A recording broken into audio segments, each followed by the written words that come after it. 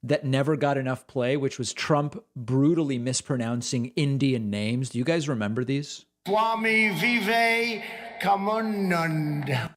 Suchin Tendolkar. And then just in case there is another toilet rant today, I do have these. And you can do that other thing normally, all right? The third element of the bathroom. And I won't talk about the third element of a bathroom. right. So needless to say, I think we're in pretty good shape as far as audio elements are concerned. Okay, so everybody relax. No reason to worry. I do want to say thank you to Kevin Gouldy. Kevin just gifted a membership on my website and is new member number 1 today. And I want to give that membership to Jade Robbins. Jade is next up, awaiting a free membership. If you want a free membership, just fill out the form at davidpakman.com/free membership. There are currently 692 people ahead of you, but that number was over 700 last week. So we are starting to work through it. Okay, let's get into some of the meat or some of the tofu, depending on your preference. I do want to thank some people supporting us on Twitch, and I apologize in advance for these pronunciations. Zimirko, Green Man, Lunschnarfen, Micro Kimmy, Patty Don't Surf, Slip and Shank, Colors, and Life is Good. Very much appreciate all of you. One last thing. Is my video too dark, do you guys feel? Because I added some audio panels to improve the audio, but that is blocking a little bit of the light. No? Okay. It's fine. Because I could go, let me see if I can do this. Is that any better? Like, was that enough gain, do you guys think? Does that look good or? It's better now? Okay. Okay, good. No, all right. Let me turn that back down. Let's see here. Few elements of gain. I think I got to go 2 more clicks. There we go. Back to where we were. That was a joke, by the way. I have a monitor here. I know. I can tell the difference. Okay, everybody relax. All right, let's listen to just a few seconds of this just to get a sense of the level of disturbia that this guy is suffering from, and then we'll move on. Far more important than anything else we'll probably talk about today is the fact that you need to be sure that you know when God calls you home that you're going to spend eternity with him. Right. Anytime one of these guys says you need to understand the fact that, it's almost certainly untrue. And very, very much the case there. Okay. Let's get into stuff. Oh, am I missing some super chats? Oh, dear God, I apologize. Hold on a second. Let me get my super chats fixed and then let me read them. There we go. Super chats. Okay, Nicholas, how much time do you believe the thin-skinned orange will spend crying about last night's correspondence dinner? Probably at least 10 minutes. Yeah. And Space Karen says, how many Bitcoin you want to bet Trump will bring up elements of butthurt regarding Biden's diss speech at the White House press dinner? I think he will. I don't use the term butthurt because I believe it's homophobic in origin. And Space Karen, I'm not saying you are homophobic. It's sort of like I had to explain to some people that you don't want to say gypped. Saying gypped is like saying Jude. Not everybody knows that. So with total peace and love, Karen, I am with you all the way on the substance. But it's a term I would probably stay away from. Thanks to Lisa Rader for gifting a membership on my website, and I can gladly give that one away to Kim Grow. And then Laura says Roger Stone was hired by my province to help with the right-wing party. I did read about that. Yeah. Okay. Because somebody brought up the White House Correspondents' Dinner. Guys, by the way, I'm not people seem to think I'm like a sort of woke, politically correct guy. I am not at all. But butthurt, it's just sort of like pejorative against gay men. I'm sorry, it just is. It's not, I just don't use the term. Yes, gypped refers to gypsies. In the same way that, by the way, well, I'm not even going to get into the Jude story. That was not a good one. Let's start here. So last night at the White House Correspondents' Dinner, Joe Biden dropped the hammer on all of the Fox News correspondents in the room. Check this out. This was well done.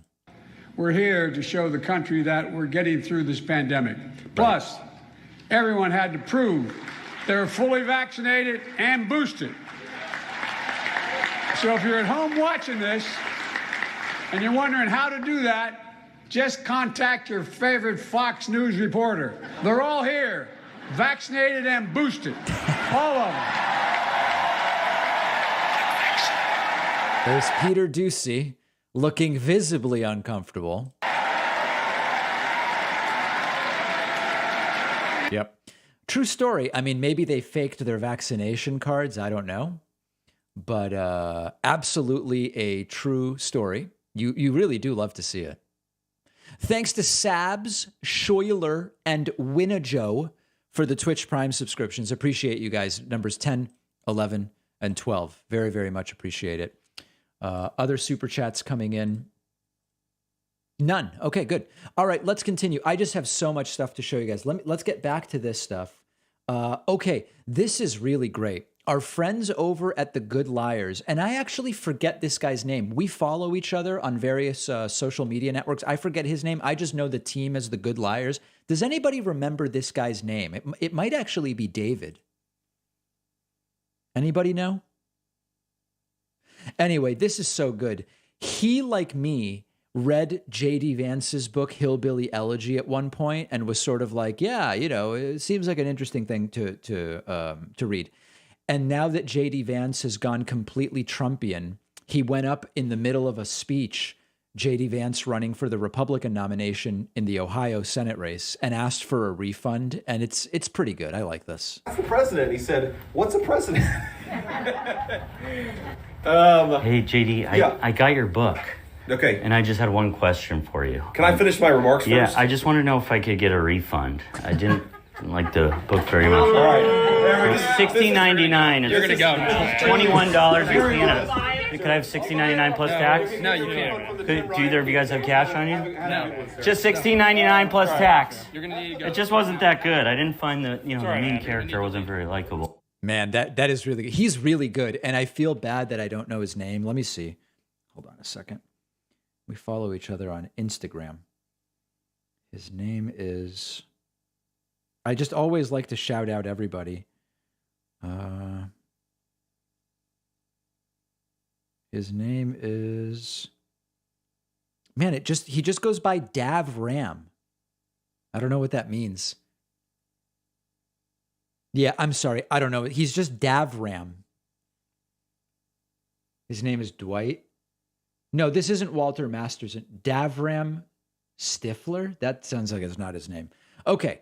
Anyway, let's continue. Let's just make sure Trump's not speaking yet. He's not. All right. So there's the J.D. Vance element. Okay. You know how many times I will say to you guys, hey,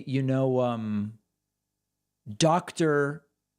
Now I don't even remember. What's the guy... The guy who does the COVID channel, the Dr.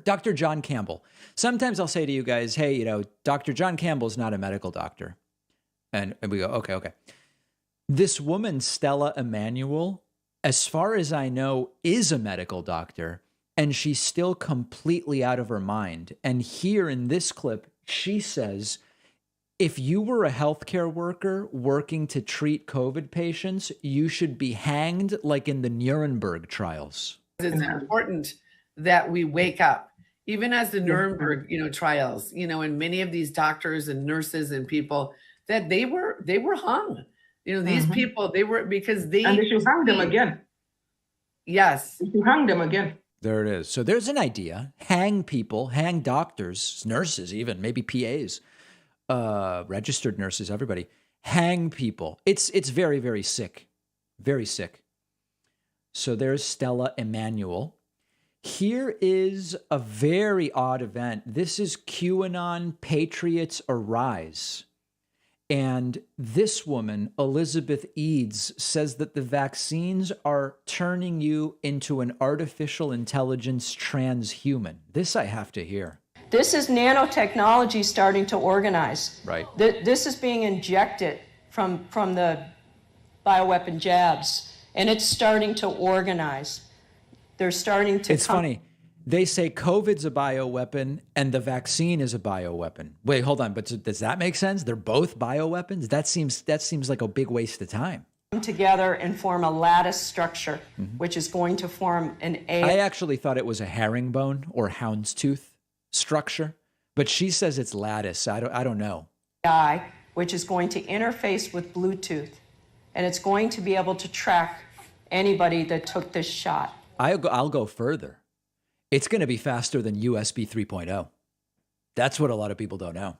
They're going to be able to track your heart rate, where you are, your location, your temperature. Yeah, your phone already allows them to do most of those things. Right? By the way, them, right? Them. It's all part of turning you into an AI transhuman.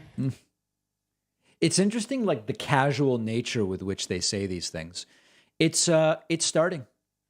It's starting. You know, the vaccines, the bioweapons. It's they're going to use Bluetooth, and then they're going to disable your two-factor authentication, and next thing you know, you'll be a robot.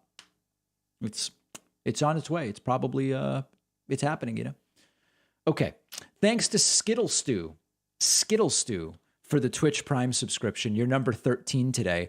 Also want to say thanks to Walt Owen and Jody Bundrick. They've just each gifted a subscription on my website, and I'm glad to give those subscriptions to Danny McVeigh and Ava Schlapabursky. I hope I'm pronouncing that correctly, Ava. Ava Schlapabursky. If you'd like a free membership, just fill out the form at davidpakman.com/free membership. Okay. Super chats. When you believe in Jesus, they let you do it. As a Nebraskan, I'm embarrassed. Thanks for covering the chaos, David. Thank you. I appreciate your support. Let's look at a few more things here. This is really good. Marjorie Taylor Greene was confronted by CNN's Jim Acosta about her text suggesting maybe Trump should be told martial law is something to look at. This is one of the texts she just didn't recall during her hearing, and she barely lets Jim Acosta get a word in edgewise. One of the things I really like is she says both.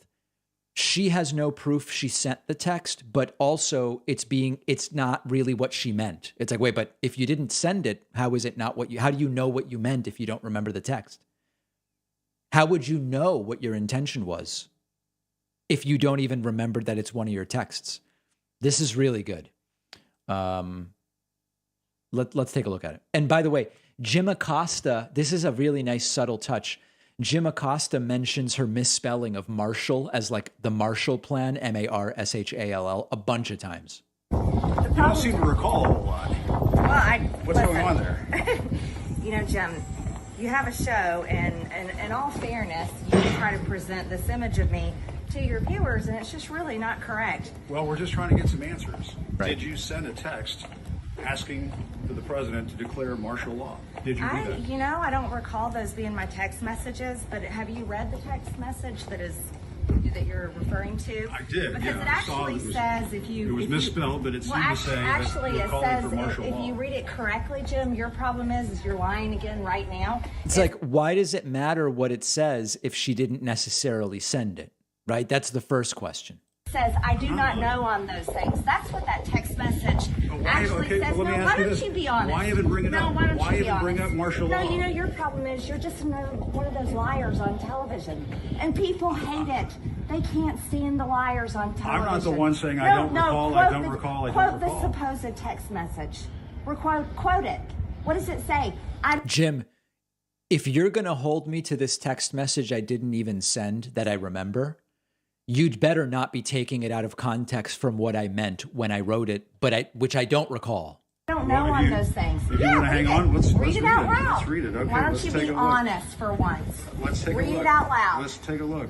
I mean, Yeah. my question No, is read it why out loud. even... What does it actually say? Okay. What is the text message? Read the whole thing. Let's look at it. Okay. Yeah, let's read it. But you're saying you don't recall it. I don't know if that's my text message or not, but if you want to talk about a text message, read the text message. Do Let's something take a real. look. Let's take a look. Let's Okay, take a read look. the exact text message I'll that read it. you're talking about. I'll read it. Let's take a look here. Oh, we got an article. Why don't you find the actual text message? Let's see here. Let's hang on a second. In our private chat with only members, several are saying the only way to save our republic is for Trump to call for martial law. Martial was not Don't spelled. keep going with the text I message. don't know on those things. I Wait, just excuse wanted me, you to stop. tell him. I don't know on They those things. still- Is that what that says? It says I don't know on But- those things. but why Wait, even hold bring on, it up? stop. This text message that's supposedly mine, I don't know if it is. Jim, you'd better get my intentions correct in this text message I won't even admit I sent. What does it Right. say? It says some members, and then it But says, why even wait, hold bring it on. up? It Why says, even I bring it don't up? That's know. my idea. Wait, I don't know if that's my text. It says, I don't know on those things. Why don't you tell that story? You're saying, no. you're saying you don't no, know if you're it's your lying. text, but you're being You're a awfully liar. defensive about You know it. why people do not like Why are you being so Because you're a defensive about it? liar. I'm Why not do a you want to liar. lie on television for, I'm not- for your viewers? I'm not trying to lie. No, you're trying I'm to trying to accuse- ask you No, you're about- accusing me of something, and then when I you s- read the actual words, it tells another story. It Right, tells but the you're truth. being awfully defensive. Yeah. So there's that. It's quite a scene, but nice job. She was very rattled there.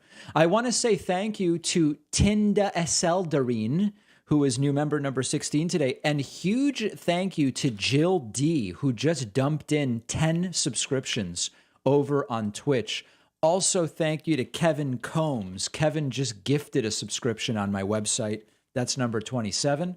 The lucky recipient of that one is Max Bush. Max Bush gets a free membership. Let's look at some super chats here. Valerie says, David, I respect you a lot. You've guided some of my decisions and thought processes. So side question, what's your favorite movie? What's your favorite TV show? Oh, I mean, I can't pick just one. I don't know. I'll mention right now, I am watching Ozark, the final episodes, which is great. And I highly recommend it to everybody. The Blah says, your problem is you are just one of those liars. Ha, ha, ha. I don't know if you're calling me a liar, Blah, but I hope that was worth your $10. Daniel says, can't they find a man named Martial Law and say they meant to declare him some cabinet position? It's an idea.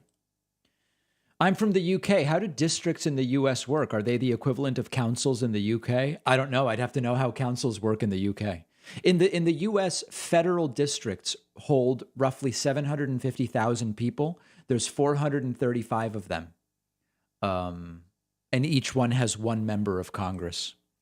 Do you think Trump will mention his failed social media platform, Trove Central? I know, yeah, he didn't even get the name right. It was pathetic.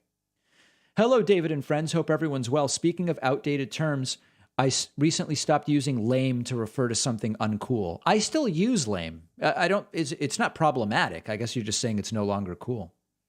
Radioactive Dog Gaming says, I don't recall donating to the David Pakman Show. Well, you just did, so I hope you remember it now. David, the best part of the Marjorie interview is her accusing Jim of harassing her, like she never harassed AOC and David Hogg. Yeah. Wait, is Trump here already? With your help, Oh, no, it's just a delusional rant. with your prayers, we are taking Nebraska out of the... If this guy wins, it will be very bad for the country. So let's hope that doesn't happen. Other stuff we're looking at. Here's one more Marjorie Taylor Greene clip. Here she says women get abortions because Satan whispers to them. It's whispered softly and gently into your ears and into your soul. And he tells you it's okay. And he says it's just this one thing. You're just going to get it done, get it over with. And then he tells you a promise. He promises you all these dreams that you have in your heart. And that's how Satan sells a sin. And that's how he sells abortion. He tells a woman that all you have to do is you're just going to go to this clinic, just going to get it over with, and then you're going to, that guy, he's going to stay with you. That boyfriend or the guy, whoever he is, he's going to marry you, sweep you off your feet. Now, aside from this being completely crazy, does she think that a victim of rape who's pregnant is dreaming that the rapist will come and be her boyfriend? Like it doesn't even pass the sniff test. Doesn't even pass the sniff test, guys. It's vile. You're completely correct. It's disgusting. Absolutely disgusting. Couple other things here. This is, I've been talking about how Jamie Raskin, Democratic Congressman Jamie Raskin, for me, now this is just an opinion. I can get along with people with different views. This is what's called just an opinion. I like Jamie Raskin as a potential Democratic candidate. I believe he has the energy and the fire that I would like to see in the Democratic Party. Check out this viral shredding of Marjorie Taylor Greene. This is really good. It's a shame. It's a tragedy. I yield back the remainder of my Reserved. Gentlewoman's time has expired. Gentleman from Pennsylvania reserves. Gentleman from Maryland's recognized. Mr. Speaker, the United States of America just witnessed the most astonishing spectacle. We are here to debate aid to the people of Ukraine defending themselves against a massive invasion by Vladimir Putin and his army. Then the minority puts up the distinguished gentlelady from Georgia who does not mention Ukraine once. She does not mention the thousands of Ukrainian civilians who've been slaughtered by Putin's army. She does not mention more than 100 Ukrainian children who've been shot and killed by the Ukrainian army. Instead, she talks about a massive invasion at the border, a massive invasion which their own speakers have said today hundreds of thousands of people have been apprehended in. That's very different from a military invasion. The one in Ukraine, of course, the gentlelady is not going to talk about that. She had a lot to say the other day when she heckled me continuously. When I came to the floor, it was like the Rocky Horror Picture Show in here with her chanting about the Russia hoax and Russia this and Russia that. Now she had the opportunity to tell the world what her views about Russia are. I put them out there, exactly what she has said. She said that the aid that the taxpayers of America are sending to the people of Ukraine to defend themselves against Vladimir Putin and the Russian army falls into the hands of Nazis. I want to see her proof. Where's her evidence? She talks about NATO Nazis. Does the minority believe that our allies in NATO who are trying to defend the people of Ukraine are Nazis? Has it come to this? Gentlelady talked about a massive invasion. We had a massive invasion of our own chamber. And she continued to be a cheerleader for the insurrection and deny what happened here. Anyway, nice job I think Raskin is a great speaker. And, you know, like all the time with everybody, there's no one that will unilaterally satisfy, that will unanimously satisfy the so-called progressive left, of which I am a part, right? But the progressive left will never be completely satisfied that anyone is a true progressive. TM, true progressive. But Jamie Raskin's background is actually as a progressive activist. We have a very strange situation with the Sun, where something very weird is happening. And that's something we're going to have to look into. One other super chat. So in terms of districts, are there 20 or 30 districts per state? Because I hear about like the 3rd district, which I believe is in Colorado. Well, there's a 3rd district of Colorado. There's a 3rd district of California. It's depending on population. Really small states have very few people, a few districts. Very large states population-wise have many districts and representatives. It's population-based. I want to say thanks to Stephen Kopczynski, who just got a membership on my website, joinpacman.com. I also want to say thanks to Trevor Davis and to Judith Reeves, each gifting one subscription on my website. I can now give away those subscriptions to Julie Strack and Ava Schoen. Thank you to everybody. Appreciate that. Derek says, David, sir, can we talk about that naughty cowboy outfit we just had to see? And can we do it in a non-kink shaming way? Thanks in advance. I don't even care what Charles Herbster is wearing, to be totally honest. He's a complete and total clown. Total clown. Let's look at something else. Okay, this we looked at already. Okay, let's look at a couple of the things happening on the ground at the rally. That's always a sociological experience to see. Here is Pillow talking about how all of this stuff he's been doing is like it's 18 hours a day that he's working trying to get Trump reinstated. Check this out. Dominion and machines, and it's been a crazy year and a half. But how has your life changed personally? I know your business, and we'll get to that special promotion that you have for us in a second. But how has your personal life changed since all of this? I mean, it's 18 hours a day. Where it is. I miss my grandkids, I miss my family, and my niece and nephews. I got to take advantage of it when I can. But it's before I'm so into family. It's like I'm pulled away from my home state of Minnesota. Yeah. We're doing a class action lawsuit against all machines. So that's going on. Young guy at Trump rally says he mailed pictures of his house covered in Trump flags to Trump, and Trump wrote him back saying he was proud of him. Country, love of God. But what does it feel like as a parent to have kids that are so involved in coming to a Trump rally and showing support for the greatest president in our lifetime and the greatest country on earth? I mean, it just feels really good. I mean, he just loves Trump. He even wrote a letter to Mar-a-Lago to Trump, and Trump wrote back. President Trump. Talk about that letter. I mean, what did you say? This is a cult, guys. This is a cult. What did he write back? It's like, I like Bernie as much as the next guy. I couldn't care less about getting a letter from Bernie. I just don't care about these people as people. Like, what I mean is, I don't want them to die, but I don't know these people. They don't mean anything to me as individuals or as spiritual leaders. It's just like, oh, are your policies good? Oh, I'll vote for you. But like, I have friends and family. This is a cult. Oh, no, I didn't really write much. I just showed pictures of our house and the flags that we have up. And then he just said how proud he was. Oh, okay. You know what? I'm going to actually get away from this. I'm realizing that I'm going to get away from that. I don't even want to talk about that kid anymore because, well, it just doesn't seem appropriate. Larry says, I use the word lame until I realized it means deformed or disabled. Even if it doesn't bother people, I think we can use other words. Okay, I'm not familiar with that, but... Little girl at Trump rally is asked what she likes best about Trump. I love that he loves our family.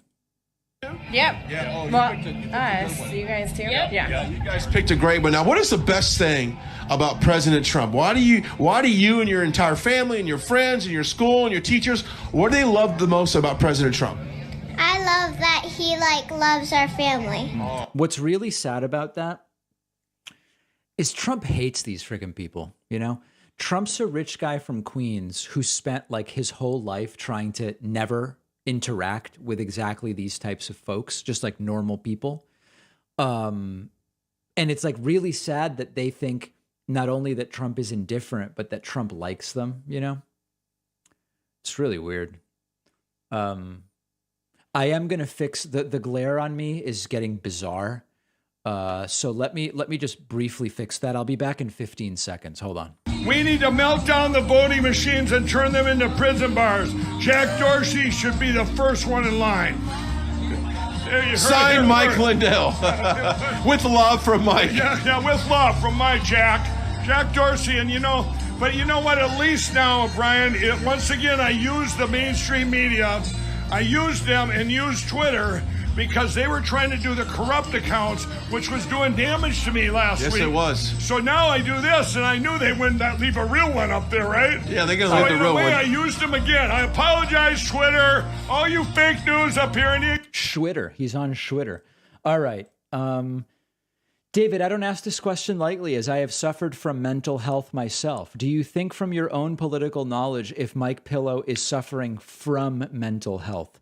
Gamer, because of both the syntax of your question and my lack of expertise and lack of ability to diagnose, I'm going to skip the question, but I'm so appreciative to you for your super chat.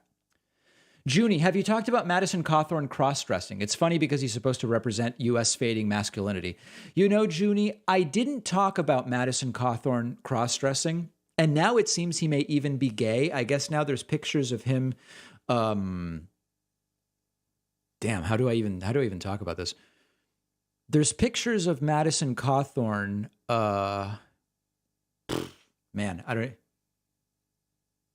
Touching the most intimate area of another guy and saying something about desire. and there's speculation that the other guy is. Listen, here's the thing that's so hard about this stuff. I don't care who you're attracted to. I don't care what, gender you feel. I just don't care about it. But if you're going to build a cult of personality around yourself by talking about what the correct image of masculinity is, bullying others when they don't meet some arbitrary standard, not only that you've set, but that you don't even really meet, it's just sad. It's just sad, And maybe he's not gay. I don't know. I don't care if he's gay. That's the thing. I don't care about his crime. It's just he's a hypocrite. He's a hypocrite. That's what I care about, guys. That's what I care about. Okay. Let's continue because there's just so much happening. What's sad is the children are getting love and attention for parroting propaganda they don't understand. It's brainwashing and cultish abuse. Absolutely. Well said. Well said. Okay, let me say a few other thank yous. Beth Graham and Bernie on a Boat have grabbed Twitch Prime subscriptions. I also have a ton. Oh my God, guys, we're about to gift some memberships. Hold on. Let me see if I can find. Oh man, where is it?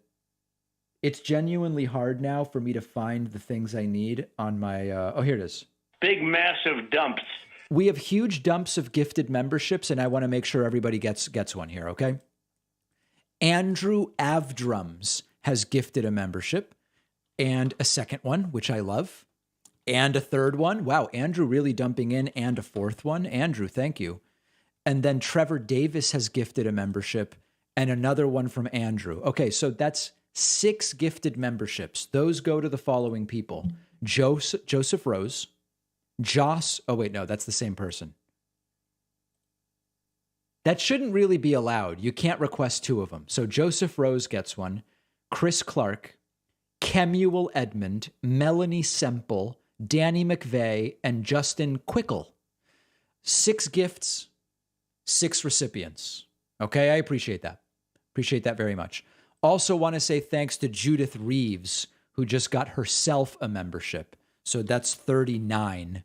And welcome, everybody. So appreciate everybody who's here. Trump just about 20 minutes away. 20 minutes away, and we're going to hear from him. Super chat's coming in. Jeffrey Wynn says, do something good with this. Love your commentary. Thanks, Jeffrey. The Madison Cawthorn situation is going to cause people on the left to hate me. If he was to come out as gay, I would be the first to stand up and support him. Sure, I mean, be gay, straight, whatever. Do whatever you want. Just don't shame other people. New Peanut special coming out about Mother's Day. They mentioned 2 moms. You know the right is mad about that. Charlie Brown has gone woke. Interesting. With all the evidence the January 6th committee has and plans to share, do you think Trump will be indicted? Sadly, no. I got slathered up with cheese butter, and now I'm not sure about the oranges of my sexuality, sir. That is some message, Patrick. Jody says, I hope there's more of us watching via the UK. I know that there are other UK viewers currently, Jody. Absolutely. Okay. Let's continue. Yeah, thanks to AJ Duenes, who just signed up and also gifted 5 via Twitch. Really appreciate that. Let's look at a few other things we had. Guy at Trump rally today said he made a custom tinfoil MAGA hat. Let's see.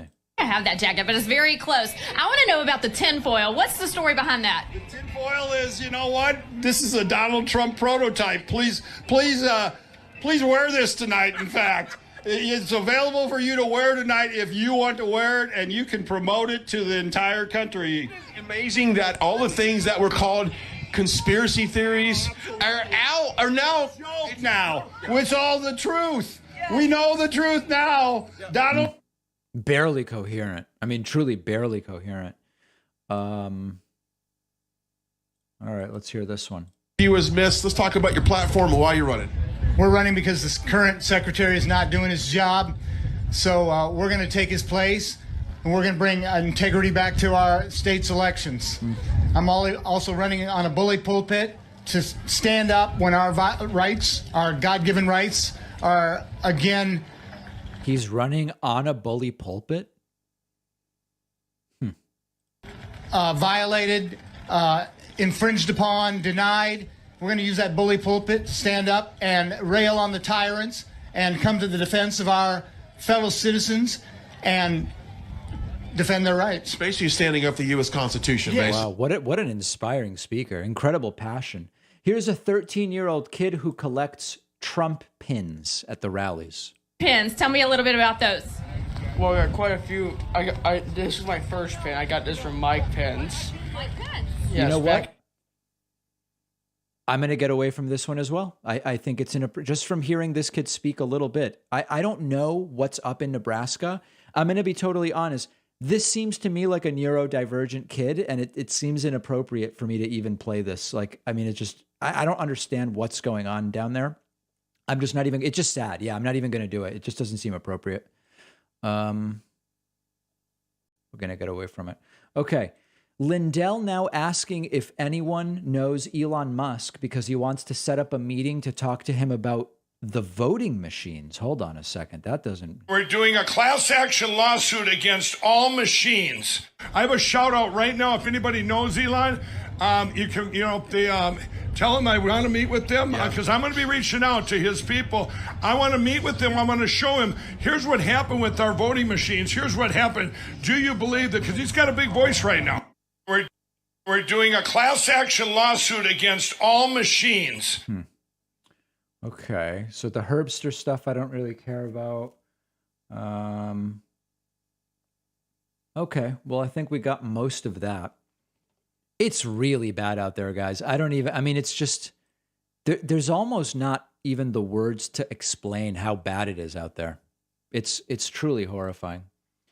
Other super chats coming in. Let's see. We did that one. Does Trump talk about returning to Twitter? I think he said he wouldn't, but obviously he would. Can we get Trump bingo? I don't have Trump bingo for today, but we will do it soon. Do you think Democrats are failing to set the terms of the debate when it comes down to culture war issues? Yes.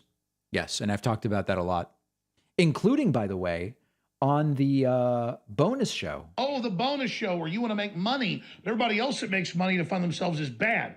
Speaking of Madison Cawthorn, I believe he keeps bringing loaded guns on planes just because lunatics in his base will say, wow, look at how badass he is.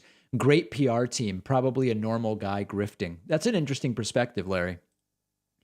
The first step in controlling knowledge is by controlling the words we are allowed to say. Tread lightly when talking about banning words and books. Yeah, to be clear, guys, I don't talk about banning words. It's just like many years ago, I learned that saying gypped is like saying Jude. And I don't say Jude, and gypped is inappropriate, and the Romani people are heavily discriminated against. So I chose to take it out of my vocabulary. That's all. I'm not banning. And interestingly, there are lots of people who have used the term gypped around me. And when I explain to them the oranges of the term, they go, I had no idea. Thank you for telling me. I'm humiliated that I've been using the term. That's crazy. I'm not going to do that anymore. All right, everybody? Everybody relax. What is a God-given right if religion and politics are supposed to be separate? Beautiful question. Yeah, I don't know. You'd have to ask them. I'm a native Nebraskan. Luckily, I grew up in the only population area, Omaha. Anything west of Lincoln is really depressing. Can't wait for Trump's meltdown today. I do think he's going to melt down, yeah. Republicans don't believe in freedom. They believe some have more rights than others. Did you cover Biden at the White House Correspondents' Dinner ripping on Trump? Amazing. I saw he said something like, we had the plague for 4 years, and then we had 2 years of COVID after that, or something like that. It was pretty well delivered, better than I just did. David, half the videos will seem inappropriate, I can assure you. That's the baseline for Nebraska, sadly. We have serious elements of bad. I'm sorry to people who live in Nebraska if it is indeed that bad. I have never been, so I can't say. Thanks to Emily for the Twitch Prime subscription. Appreciate that, Emily. Welcome, welcome, welcome. Also want to say thanks to Steve Slott, who just got a membership on my website, number 47. And also thanks to Joe Rader, who just gifted a year membership. That one goes to Shannon Turner. So here's the way this is going to work, guys. If you want a free membership, you go to davidpakman.com/free membership and fill out the form. There are 684 people waiting right now. If you are lucky enough to be in a position to be able to gift a membership, okay, when you go through the sign-up process on my website, you check this box, is this a gift? And then I'll give it away. And as you can see above my head, the coupon code SADTRUMP is alive and well. Look at that. Look at that, guys. That is just bonkers. Really, really crazy. But in all seriousness, I'm not going to spend a lot of time on this because we have so much going on. I really would appreciate it if you subscribed on my website. You know, all these other platforms, they've taken away all of our revenue before. We had YouTube Adpocalypse 1 and the sequel 2. We had the Twitch bans numbers 1, 2, and 3. We had Facebook revenue for 14 days, all of the different stuff. So in all seriousness, we're talking like $1 and coins, okay? Joinpakman.com. I will thank every single one of you, and we want to be as strong as possible going into the midterms. We've started regularly publishing content now to TikToks. We have Instagram Reels. We're doing YouTube Shorts. Oh my God, Shorts. We have all these new things, and this requires time. This requires people, and we want to be as powerful as possible going into the midterm elections. And on that note, thanks to Terry Schwerin, who just gifted a subscription as well. And let me do something else. We're at number 49. Next person, I will also give a free item from my online store. Whether you want a coffee mug, tea mug, juice mug, water mug, kombucha mug, I can get you a mug, or a hat or a shirt, whatever. Whoever's number 50 at joinpakman.com, that'll be for you. Super chats are coming in like crazy. A lot of great chats and support for the David Pakman Show. Let's spread this through your local communities.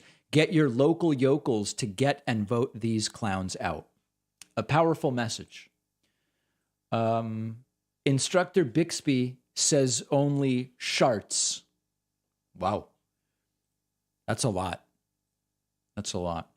Do we have any voicemails? Yeah, we have only a few minutes until Trump speaks. Let's listen to a few voicemails. Let me see what I've got for you guys. The voicemail inbox has become very, very weaponized. Let's see if I can find something for you. It's genuinely difficult what's going on here. A lot of these you guys are not going to be pleased with. Hey, the Republican ticket for 2024. Trump and Putin. Yeah, hand in hand. Yeah. All right, thank you. Okay. Quite a declaration made there. Let's see what else we've got. A lot of very bad voicemails. Let's listen to this one. Hey, David, it's Eric from Math. I saw your voter fraud thing for over a year. You said voter fraud doesn't exist, but you want to have it both ways. Nope. So what this guy is not a smart guy, unfortunately, and I wish he was. I wish everybody was smart. I did a story about a Republican caught voting in 2 states. Okay? So the story that Democrats are doing mass coordinated voter fraud to steal elections is untrue. That story is untrue.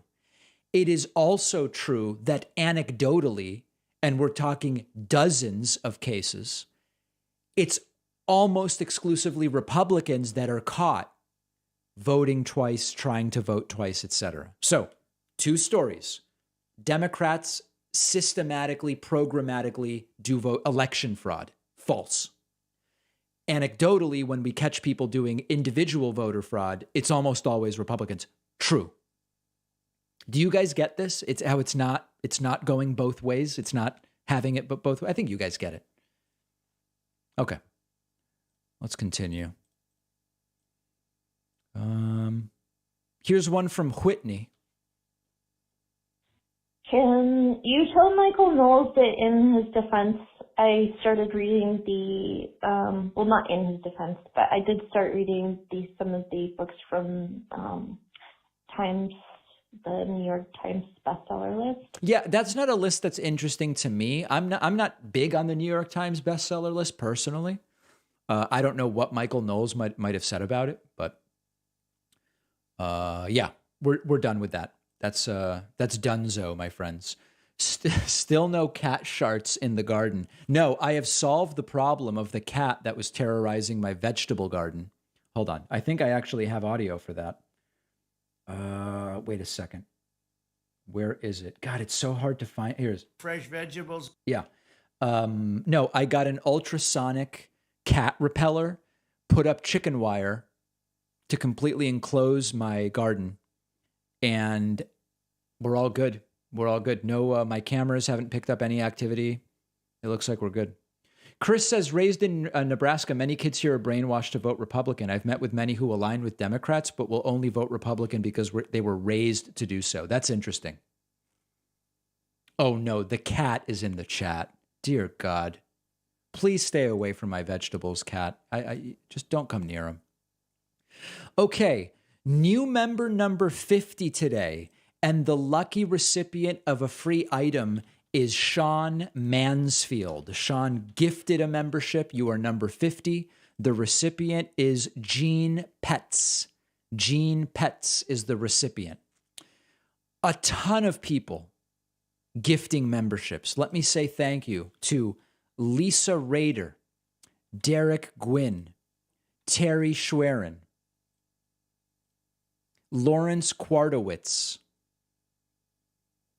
Let me see who else I've got. Jason Hyacinth. And another one from Lawrence Quartowitz. That's 6. And who do those go to? They go to Jared Tester, Chris Porter, Sarah Peterson, and Dustin Wilborn. Also Rayon Pinnock and Robert Oravec. Gifts. We're just gifting. It's everywhere. I love giving these out. We are America. That's exactly right. Also want to say thanks to a bunch of people selfishly getting themselves memberships. That includes, let me get these names right. I apologize.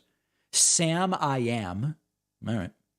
Sean Mansfield, Andrew McGee, Mark Mitchell, Joey Pavelis, Robert Bakerowski, Jean Del Cambre, John Stapler.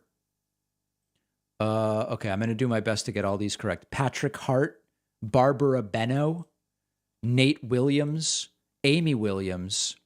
Okay, that's 9, putting us at 65. I'm trying to keep up, guys. Blake Daniel sends a gift, and so does, oh man, can the website even hold this? Blake Daniel and Cricket Martin send 2 gifts. That's 67. And those recipients are Obvious Schism and Nick Kelly. Sir, have you noticed the rally crowds are always set up in a way to give the illusion of a large crowd size? Yes. Yes. By the way, I gifted a membership to a person last week, and they contacted me to say thank you. It made my whole week. Yeah, we are building community here. And one of the incredible things is, let's say Jody gifts a membership, and let's say, Sam I Am gets it. If Sam wants, Sam can say, thanks for the membership to Jody. It's an incredible system we have going. It's just a beautiful thing. Beautiful thing. Super chats. David, the YouTube sharts single-handedly saved me from the right, and now I only eat vegetables. That's, I think, good news. I don't know. Kind of a weird message. Thanks to Just Call Me Ty, Heated Bronco, Epilepsy Dragon, Tenorale.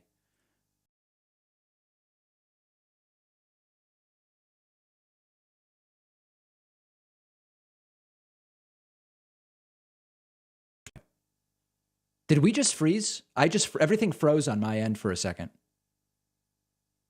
Did everything just freeze?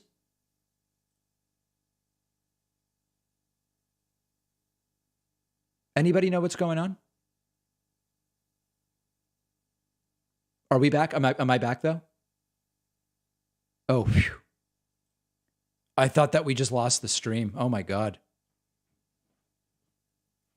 Everybody refresh. Everybody refresh. That was bizarre. I'm back. Okay, good. Yeah, just refresh if you need to. That was really bad. Super chats keep dumping in here. I'm going to try to keep up. Generosity is contagious, says AVR Drums. Yes, Andrew gifting a bunch. Are you going to play Trump bingo? Not today. Also, love the show, David. Nice to hear a reasonable voice speak on the insanity of American politics. Thank you. Thank you. I appreciate that. Let's listen to a little bit of Pillow. Attack and multiply 1,000. Every single bot group, every single media group attacked everyone I knew all the way to Australia. They attacked my vendors. They attacked everyone. You guys stood strong and you let me come on your show. Yeah. Everybody, I would literally, Brian, I'd be on Facebook and I'd put up a year ago, January, I'd put up a picture of some evidence or something or say. Yeah, no, he's never provided any evidence. I do want to mention, guys, it bums me out to have to do this again. I'm getting emails from people saying I would like a free membership. The only way to request a free membership is to fill out the form at davidpakman.com/free membership. We can't do it by email, so we have to ignore it. And I really apologize for that. It doesn't make me happy, but I've said it a million times. Do not email in. If you want a free membership, there's a form. It'll put you in line. There's an order, okay? Right now, there's 691 people waiting. It's just, that's the demand that we have, okay? Daniel Kennedy just gifted one. That's number 72. So that one goes to John Early. Now we have 690 waiting. But now someone else asked for one. So now we're back up to 691. Do not email me, okay? Do not email me because we can't handle it that way. Can't do it. Can't do it. You can't request them by chat. You can't request them by tweet. You just can't do it. Thank you also to Catherine Calden Blum, who just signed up at joinpakman.com. First time reaching out, says Tom. I think Trump will spend a lot of time on religious pandering. 2 friends from Nebraska have childhood trauma related to fundamentalist Christian families. I think there will be more religious pandering at today's speech. Number 1, because it's Nebraska, and number 2, because there's already been a very heavy religious element here. They were having multiple prayers earlier, and Charles Herbster was doing a lot of Christian apologia. So I expect heavy religious pandering today. Absolutely. David, sir, although elements of lead were banned as a fuel additive in 96, do you think there's a correlation of exposure blunting of half the U.S. population's IQ and Trump's cult following? You know, I've read 2 things about lead, and I have not been able to verify any of them. And maybe if people in the audience know about this, you could let me know. One assertion that's made is that lead in fuel has blunted the IQs of a large swath of Americans. I've not been able to find any actual confirmation of that. I've also heard the theory that lead is responsible for the crime waves. Whatever crime wave you want, find one, pick one. There's people saying it's because of lead, and I've not been able to find anything actually confirming that either. And is it fuel or is it in paint? I don't even know, but I know that there's people like to talk about lead and IQ as well as lead and aggressiveness and criminality. Now, when people in the chat say, I agree, I don't care about opinions. What I'm saying is, do we have any actual science on it? Good science. Good science. See, a lot of people are saying neither is backed by science. Lead in the water, it could be. Okay, so let's investigate. David, what's the Republican-Democrat divide like in your state? I guess what I'm asking is, does your state tilt more towards Democrat or Republican? Oh, yeah, I've always lived in blue states. I grew up in Massachusetts, live in New York. Yeah, no, they lean blue. Yeah. David, did you hear or reach out to the Young Turks about a collaboration? I've been collaborating with them for more than a decade, Wayne, so I don't know specifically which collaboration you're referring to, but always glad to do stuff with them. Always, always, always, always. I want to say thanks to Mitchell Williams and Robert Hunt new members 74 and 75 today. Also, thanks to Blake Daniel, who just gifted a membership, and that membership goes to Sasha Parthun. Sasha Parthun. Thanks to Gwith Rainbow Unicorn Panda Guy as well for the Twitch Prime subscriptions. Did I see the awful Celtics game? I did. Very sad. Couple other voicemails, sure. Let's see what else I've got. I'm going to do a so-called good voicemail, someone who we're not necessarily familiar with, where we're just going to see what they have to say. This is Jonathan in Los Angeles. Trump actually encouraged voter fraud. He told his voters to vote by mail and then go to the polls and vote in person. True. That's definitely voter fraud. Trump did that twice in North Carolina. That's absolutely true.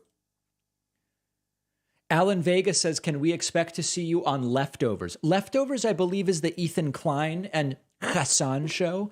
I would be glad to be on with them anytime. I don't know that they're thinking of inviting me, but I would appear there anytime. Lead leads to fascism, as historians have known for generations. When has conservatism ever been on the right side of history? Is being on the losing side and supporting losers attractive to conservatives? You know, I'd have to think about that. That's a good question. I don't know the answer to that. Who's your least favorite progressive? I don't know. I mean, I don't watch any shows like mine, so I couldn't tell you. Okay, thanks, Pappy. Very much appreciate that.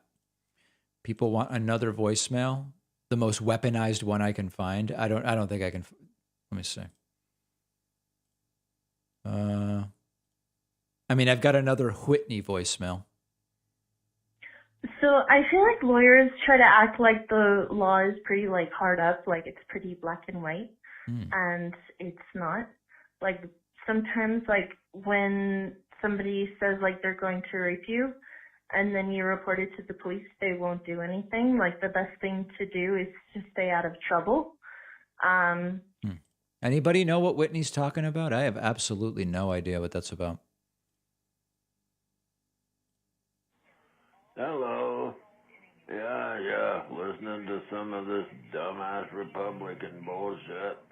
And oh my God, you know, they're blaming the Democrats now in their campaign bullshit that, oh my God, these Democrats got us involved in a war. It's costing us millions and millions of dollars. Oh my God. You know, We do have a kid here who appears to be having some kind of a medical incident. Just against a rhino bush. Yeah. As someone who lives in Texas, the last thing I want in that state is a bush. Ken Paxton. If you do not get Texas, if Ken Paxton does not win, we lose the country. Not just Texas. Explain that. Take it to the bank. In the 2020 election, right before the 2020 election, every state, they Man, what a weird event, huh? I mean, cults are just crazy. Cults are crazy. What a day. Other super chats are just pouring in. Let's see here. David, what are your thoughts on your call with the polite young man from Canada? Yeah, that was cool. I was interviewed by Wyatt Sharp. He's a 13-year-old kid. Very interesting show. It's on my channel.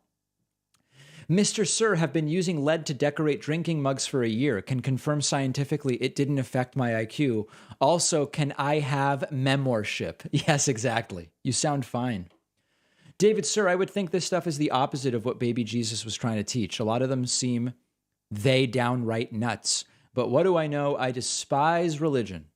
Thank you, David, for making streams great again. Well, thank you, everybody. We are looking very strongly to really significant streaming as we get into this midterm election season.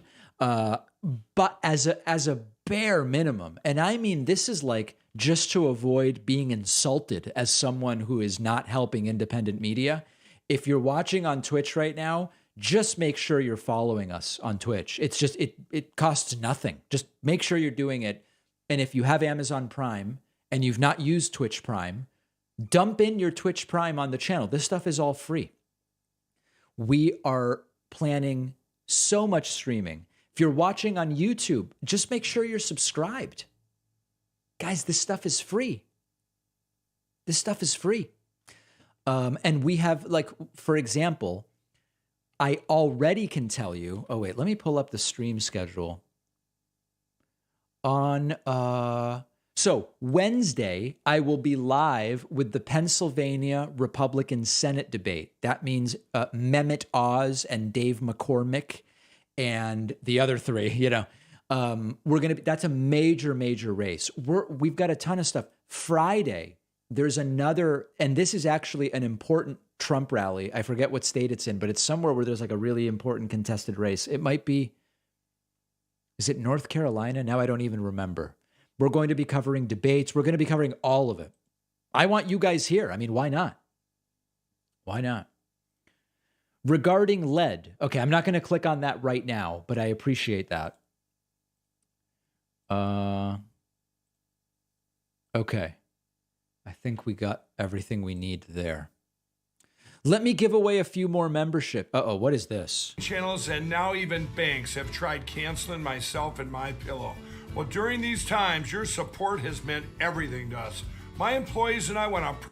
We're doing a class action lawsuit against all machines. To you for a limited time. Oh, God, it's a commercial. Yeah, guys, you have two options today, and you tell me which you prefer. You can get pillows from Mike Pillow at a discount with a coupon code, or you can use the coupon code SADTRUMP on my website. You can also use the code OBAMNA. Obama. I want to give a membership. Blake Daniel has just gifted one. That one goes to Henry Engvall. That's the next person up. Very much appreciate that. Thanks also to Joseph Rader, Mischievous Met. Do you guys say mischievous or mischievous? I've heard people say mischievous, and I'm not familiar with that pronunciation, but some people love it. People just on fire with mischievous. Nobody knows. Okay. Joseph Rader, Mischievous Met, and Captain Flashheart. Thanks for the Twitch Prime subscriptions.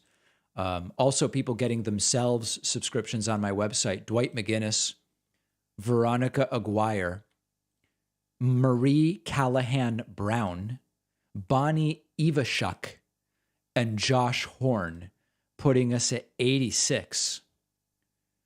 Other super chats. Oh, wait, no, I guess not. Okay. We're good. Yeah, Trump's due any moment now. Any second now. Welcome, Badness. Appreciate the Twitch Prime. Let's listen to a couple more voicemails. I know the voicemails have been subpar today. Oh, here's one about Pillow. Hello, David. I'm calling about the Mike Pillow psychiatric crisis in terms of him continuing to support this theory, and I heard you spitballing a ton of different theories on the show. I'm currently 7 years into recovery from alcohol addiction, and I just wanted to hit this right on the nose if I could. Please. With Mike Pillow's addictive personality, it's likely that he is basically gravitating to this as a gambling addiction. A lot of my... That is exactly the analysis I made last week, guys. That's. I mean, I'm going to allow this because I wouldn't normally allow this kind of speculation, but let's do it because this is also my speculation, and I hate to reinforce it for purposes of ego and narcissism. Healthy behaviors in recovery are addictive behaviors, things like metal detecting, fishing, things of those natures where sometimes if I don't check the addictive part of my personality and pull away from those activities while I'm engaging in them, I keep continuing to, hit over and over like you would a slot machine. Keep digging another hole, keep casting another line. Now, here's the thing. For me, the slot machine analogy is when Pillow goes on stage and he says stuff like, we're doing a class action lawsuit against all machines. And everybody goes, yeah. That's the gambling like payoff. That's the way I see it. I think that's where he gets it. So I think that's pretty interesting. Let's see how close we are. You can tell by what song is playing. Record. Let me look at the time here. Okay. So YMCA, it's then followed by that country song, and then Trump usually comes out. So I think we're getting very, very close. Thanks to Andrew AVR Drums for gifting yet another membership, putting us at 88. That membership goes to Noel Zagai. And if you would like a free membership, just go to davidpakman.com/free membership. We currently have 690 people waiting for a free membership. And I would love for you to gift one and really make someone's day as well. Super chats continue to come in. What happened to the Patrick Bet David interview? I ended up not going to Florida when I was supposed to. Things just got hectic and I had to cancel the trip. So it's basically just whenever I next am in Florida, he said, look him up and we will do the interview. Shout out to the Majority Report backdrop from Mr. Benji. I've seen Mr. Pillow advertise my store on the local ABC station. David, do you think Marjorie Trader Green will be allowed to run again in spite of her perjury? I do think she will be allowed to run again, yeah. I love your answers to questions about the English language, so here's one. Does it bother you as much as it does me when people use anymore combined with a positive? It makes my brain hurt. Can someone give me an example of that? What does that mean, anymore with a positive? I can't even picture what that is. Can someone in chat tell me what that might sound like?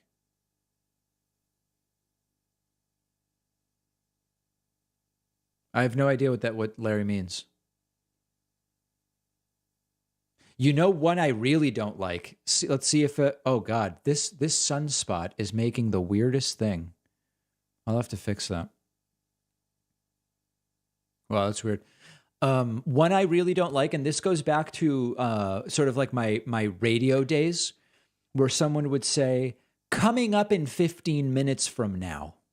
No, guys, it's one or the other. It's coming up in 15 minutes or coming up 15 minutes from now.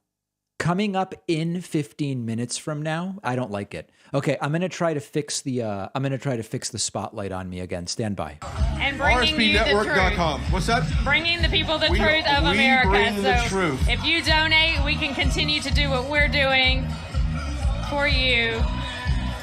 So And thank you to everyone. And I'm not really surprised that this place has filled up. It was a Sunday. People got out of church. They thought, you know what? Let's go to church, put on your Trump shirt, and let's go out to Greenwood for the rally. And then we've got I'm really bad at crowd estimation. All right, so I think we got it. We got it. Everything's good. Anyway, I don't know exactly what Larry meant there. David, sir, it's a shame I've just learned how to use my Breville espresso machine given the outstanding class action lawsuit against all machines. We're doing a class action lawsuit against all machines. It is sad. Let me see where I was. I'm scared to gift a membership to some troll. It's not an issue we've had so far, to be honest.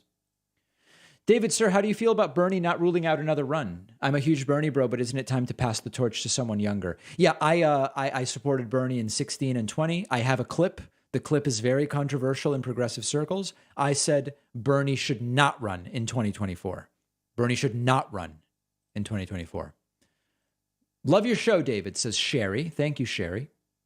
Also, thanks to Peggy for the super chat. A lot of really nice people here today. Let's give away a few more memberships. Our friend from Japan, Kyoko Awaya, is gifting another one. And actually, Kyoko's gifting 2 and Andrew gifting a 3rd. That puts us at 91. And those go to Lisa Blash, Craig Guile, and Tony Thomas. Beautiful. We have really gifted a lot of memberships today. Thanks also to Cinder Soul, We Are Life, and E. Sandoval via Twitch Prime. And I think we're about to hit 100. Chris Henderson and Greg Tullis have just gotten themselves memberships. That's 96. And then Andrew has gifted another one. That's 97. That goes to Eric Van Handel.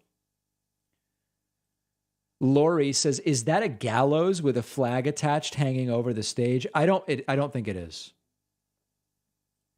These people are proof that Trump is their whole personality. People in my hometown are still making money selling Trump merch. Yeah, here he is.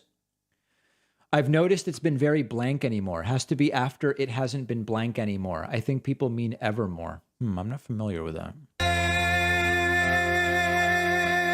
And we will bend men.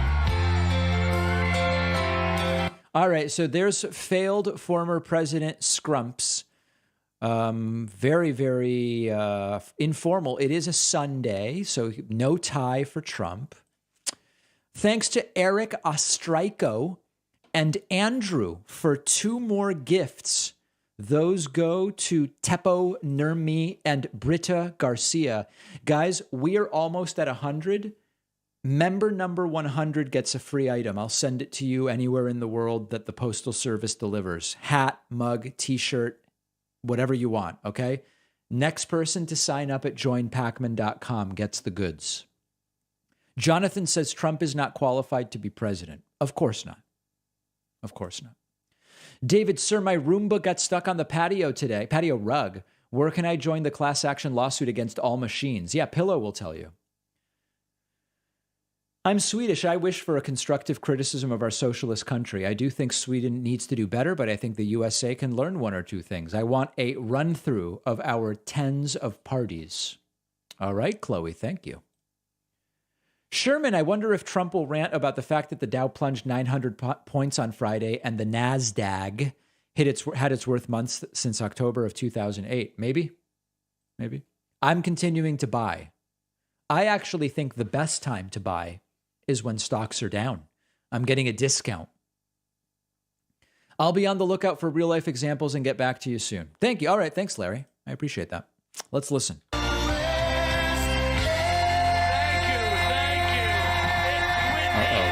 I don't think his hair is going to be able to handle this. Also, blacks for Trump on stage.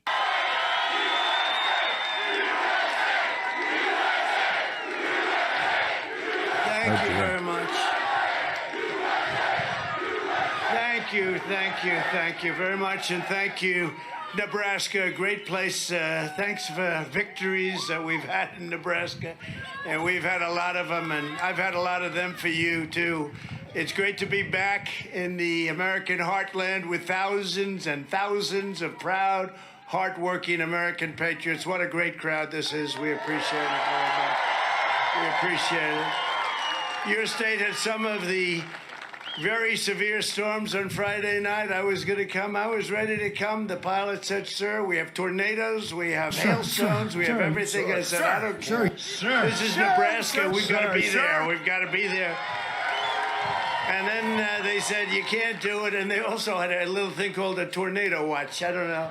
We don't want to have a tornado with all these people, right? I think that's not a good thing. So we decided to make it today, and it's an honor. I wouldn't have missed it. I could have gotten out of this one. I could have said to Charles, sorry, I couldn't do it on Friday night because of the bad weather. And I heard it was really bad. I heard nobody would have disputed that. But I said, I got to come back, and I'm coming back on Sunday. And that's where we are right now. See, now Biden would say, I'm coming back on Monday. No, it's Sunday. If I ever made any of those mistakes, they'd run me out of town, right?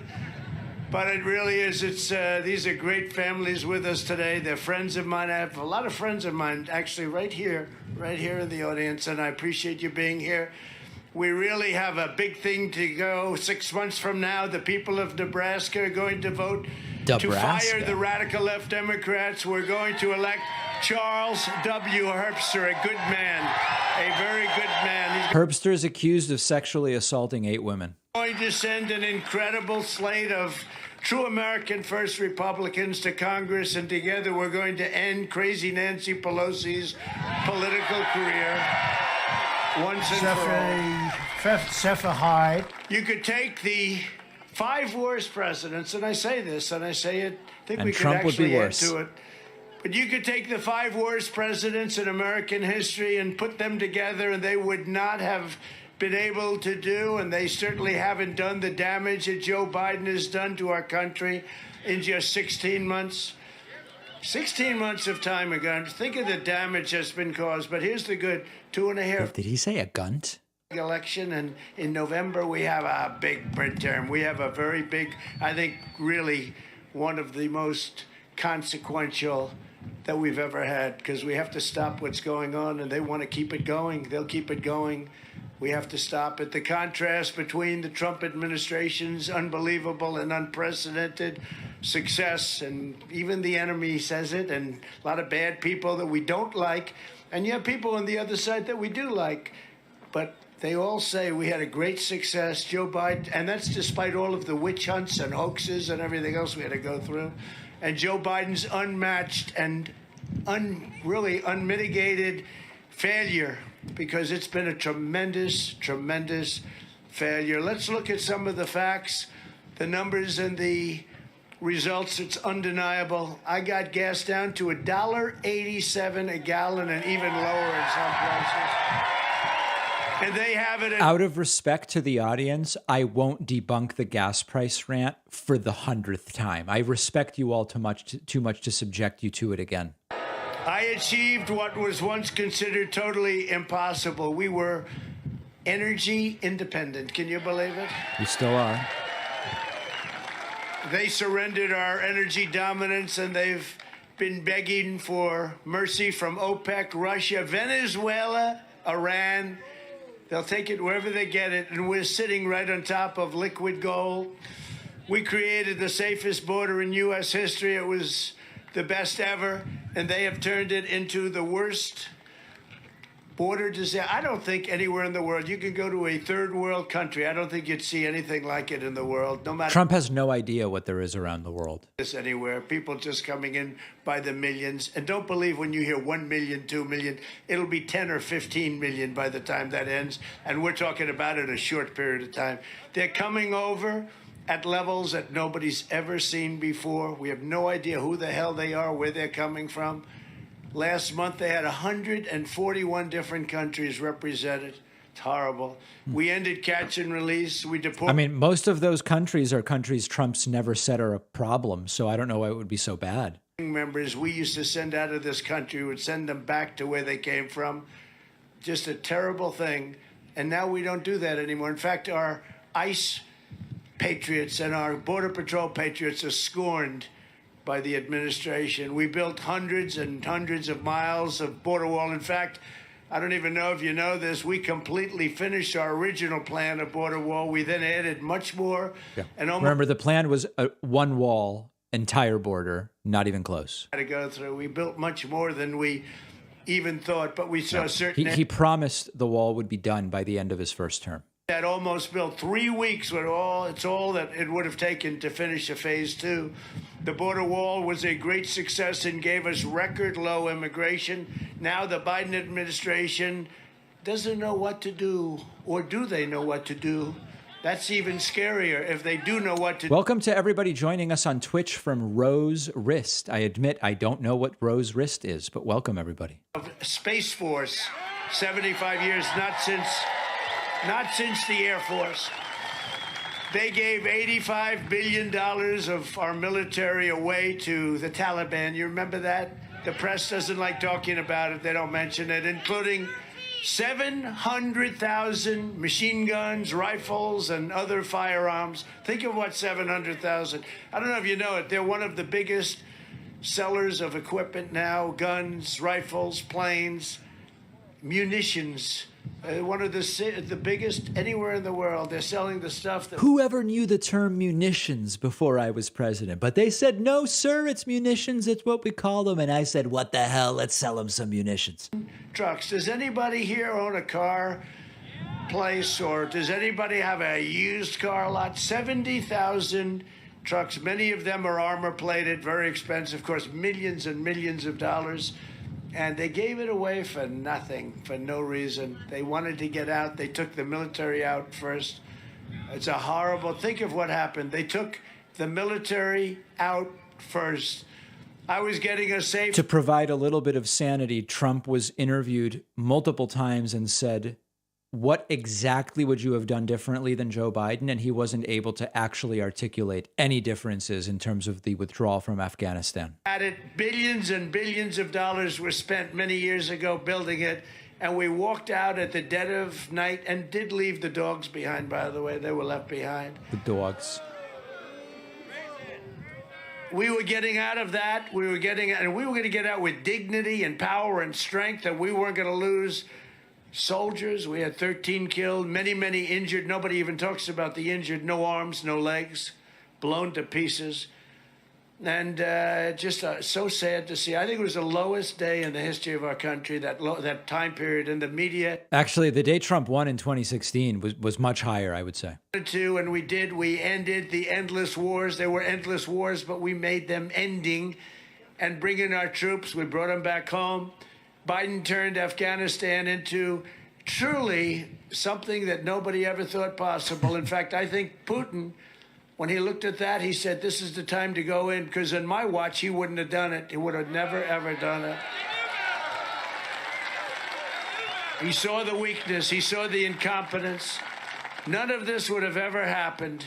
100%. Somebody said, are you sure? Well, we went through 4 years plus, if you think about it, plus a very long time where we were politicking, right? Nothing happened. 4 years, nothing, not even a question about it. And I spoke to him about it. He knew how I felt. He wouldn't have done it. It's a shame. Onto so many people being killed. The whole place is just a disaster. That whole mess, what a mess, and it should have never happened. On Tuesday, Biden's going to the Javelin factory. They build the Javelins. Remember the Javelins with tank busters? It's in a great state, Alabama. Boy, we won Alabama, too. We won Alabama so big. The same weapons that I supplied to Ukraine while the Obama-Biden... Trump bragging about winning wildly red states. Remember the heat I took? I was supplying Javelins, and they were saying it was good. He gave blankets, I gave Javelins, and they were saying, like, oh, it's supposed to be good the other way. Well, it turned out that without the Javelins, there wouldn't even be anything going. Remember this. I ended the pipeline. I supplied the Javelins. And I got $430 billion more for NATO from these other countries that were delinquent. They weren't paying. And then I had to listen to these people up here, the fake news, say he's been so nice.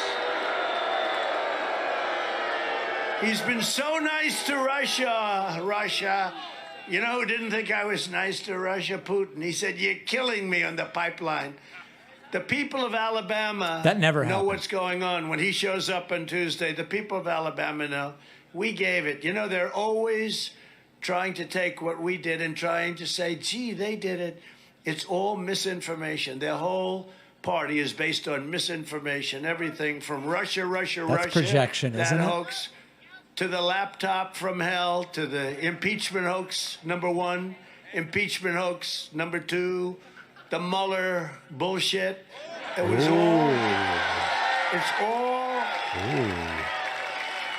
it's all, they're a party, they are the party of misinformation. Under my leadership, America was... You really couldn't have a more accurate criticism of his party. It's wild. We were respected. We were respected. Now, leaders of other countries don't even return the phone call of the President of the United States. They don't want to talk to him. Totally untrue. They want, in many cases, nothing to do with them other than to take advantage of us. Like, we're giving $33 billion. What's Europe giving? You know, Europe is very affected by what's going on over there. You know what they're giving? They're giving a lot of lip service by comparison. A lot of lip service. Under the Trump administration, we had the greatest economy in the history of the world. There was never an economy like we had pre-COVID, the China virus. Isn't the unemployment rate now lower than the bottom under Trump? Just to pick one factor. It started, now it's a raging tiger, but it was caused and started by energy prices. You look at it, but now it's a raging tiger. Now you look at the food, you look at everything. Food is worse than energy. What has gone up? Anybody buy some bacon lately? I hope Trump talks about when he went to the grocery store. They think it's a misprint. It's quadruple. They think it's a misprint. They look at the price. Oh, isn't that cute? They made a mistake.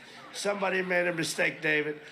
Biden created the worst inflation in much more than 40 years, and it's going a lot higher. Get used to it. It's probably going to start declining in 2 months. Hey, is my video too dark now that the sun is setting?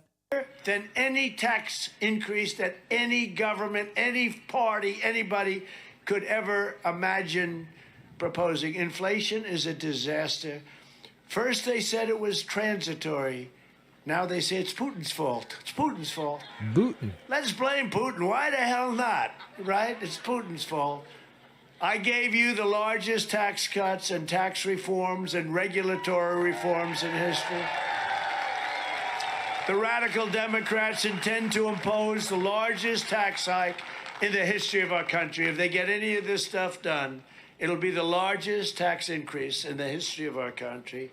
They're working feverishly to put them all back, all of those restrictions that we took off, including what you did and what I did for the farms and the farmers, where you couldn't even use your land, you couldn't even touch your land.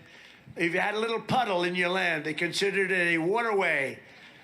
Say, no, darling, that's a puddle that's been there for a long time. No, that's considered a lake, and you can't do a damn thing, and they want to pile on more and more restrictions. And I'll tell you, when I signed all of that nonsense out, people really appreciate it, and the people of Nebraska appreciate it, and I appreciate them.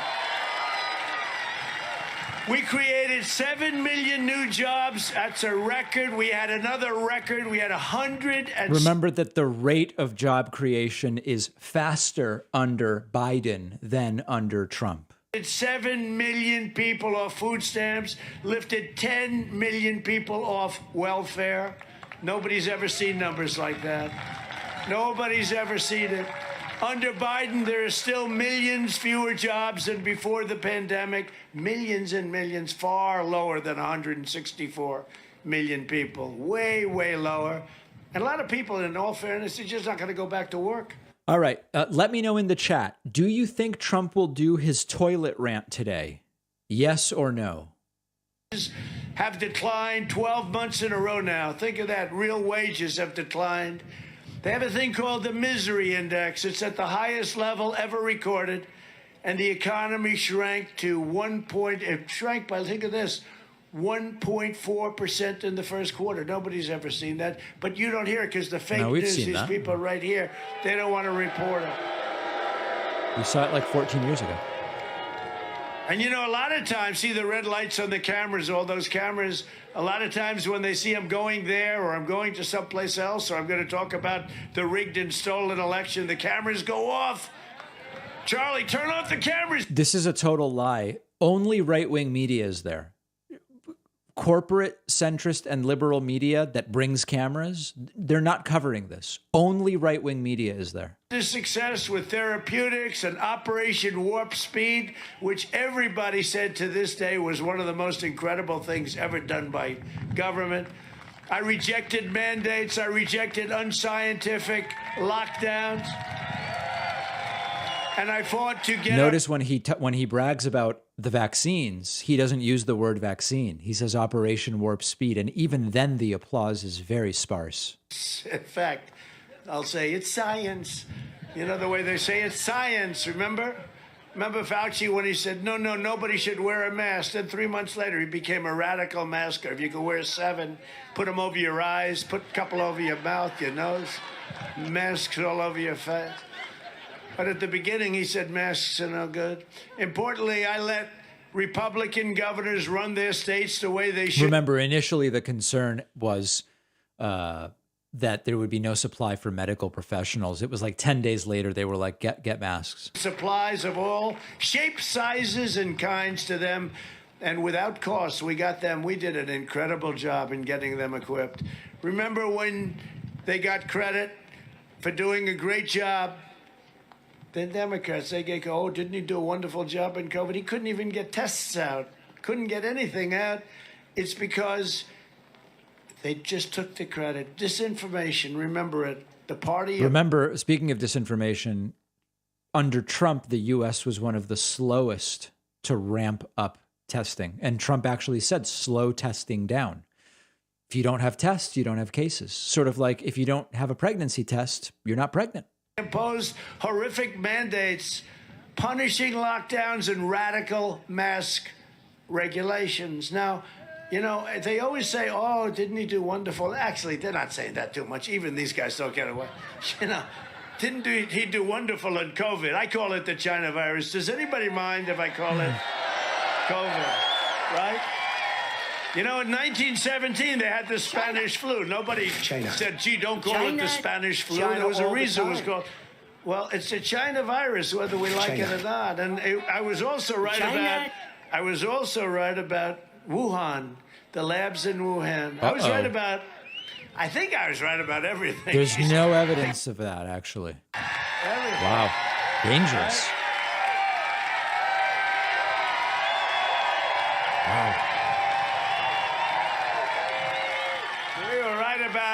We were right about it. What do you guys think? 1,500 people? 2,500 maybe? He's going to hell.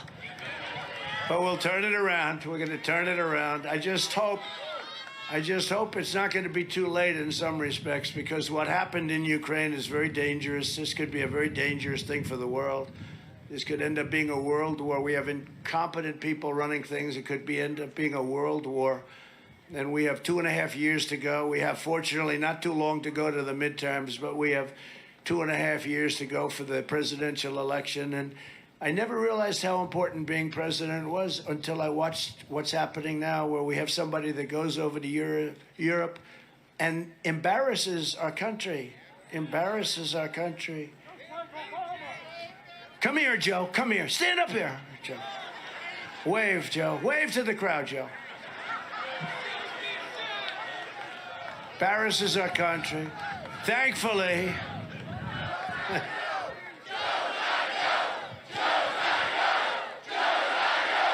What are they saying? Is it Joe's gotta go? Oh my God, the crowd is 3 million people. I miscounted. Sorry, guys. Very dangerous period of time. Thankfully, a Trump-appointed judge recently struck down Biden's ridiculous mask mandates in a righteous victory for American freedom. Joe Biden and the radical left have turned calm into chaos, competence into incompetence, stability into anarchy, prosperity into poverty, and security into catastrophe. Otherwise, they're doing a fantastic job. The election was rigged and stolen, and now our country is being destroyed because of it. Such stupid decisions are being made, including the border, including Afghanistan. We had it all set to come out. We would have come out with dignity and pride. And I was ready to get us out, but then I lost, and then Biden got us out just like I said, and he's terrible. You kill any more soldiers, we're going to hit you so hard, nobody will ever be hit. Nobody will ever be hit like you're going to be hit. And he said, I understand, Your Excellency. He called me Your Excellency. We didn't lose one soldier in 18 months. Think of it. Unlike Chicago and these Democrat-run cities, we didn't lose one soldier in Afghanistan until this tragedy of the way they left, the way they got out. I'm the one that set it up to get out. I brought it down all the way down to 2,000 soldiers. They were going to stay there until we got our hostages, because I call them hostages. We have still hundreds of people in there that are... Oh, this story again. Just remember, guys, the question is, when asked, did Trump identify anything he would have actually done differently than Joe Biden? And he was unable to identify a single thing. The day, 97% should not have been coming out. And in that group, you have terrorists. You're going to be paying a price for a long time for what they did. 3% of the people were entitled to come out. They rushed the airplanes. 28 people fell off the side of the airplanes from 3,000 feet up. That's 3 times the height of the Empire State Building. They fell off the side of the airplanes, 28 people. This is the most dangerous time in the history of our country because of the incredible power of modern-day weaponry, which we totally rebuilt, including our nuclear. Not that I wanted to. I hated to rebuild the nuclear, but we have no choice because others are doing it. Meanwhile, we have a president who has no idea what's happening. By the way, this couple in the FJB hats, don't they seem riveted? You can tell that this is just such an inspirational speech to them. Talked about nuclear weapons. You're not supposed to talk about nuclear weapons. The N-word. I used the term, the N-word. They went crazy. He said the N-word. I said, yeah, the nuclear word. You don't talk about the nuclear word. You just don't talk about it. It's too devastating to talk about. He's throwing it around all the time because he doesn't respect our leadership. Just look at the video of Joe Biden attempting to speak last week, very tough, to Russia and Putin. Take a look at this. that will enhance our underlying effort to accommodate the Russian oligarchs and make sure we take their ill-begotten gains. We're going to accommodate them. We're going to seize their yachts, their luxury homes, and other ill-begotten gains of Putin's kleptocracy.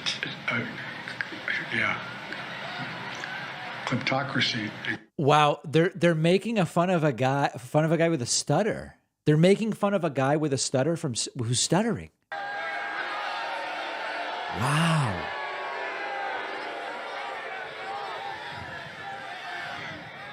And it got worse, but we don't have all afternoon to it.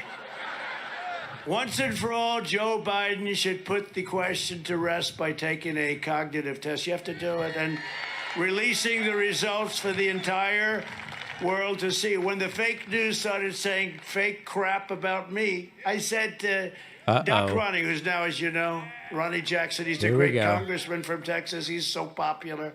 He's the most popular guy He's doing the dementia rant. Doctor. He was an admiral, a great admiral. He was a highly respected man. He was the doctor for Bush. He was for, he was for Bush and Obama, and he was for me. And I said, so who's the healthiest of the group? Obama. And Dr. Ronnie said, oh, he likes me. He said, you are, sir. You're the perfect specimen. Sure. He said, sure. I said, what about Obama? He's in good shape. Sir, you're the most healthy guy. I love Doc Ronnie. But I said, what do you think about a cognitive test, Ronnie? He said, well, the problem is, you're dealing with Walter Reed. It's very public. And you have other doctors watching. And if you do badly, the word's going to get out or we'll probably have to announce it. I said, how tough is this test, Ronnie? Because these people are calling me bad names. They're calling me stupid. They're stupid, Ronnie. Wasn't exactly and we got to that. end this bullshit. So I said, how long and how tough is the test? They said, well, the first questions are easy, but when you get to the middle of the test, they're very hard. Yep. And at the end of the test, a lot of people have no clue. They can't answer those questions. They're tough. So it's a basically tough test. It gets easy and then it goes up. And so what do you think, Ronnie? I said, I don't know.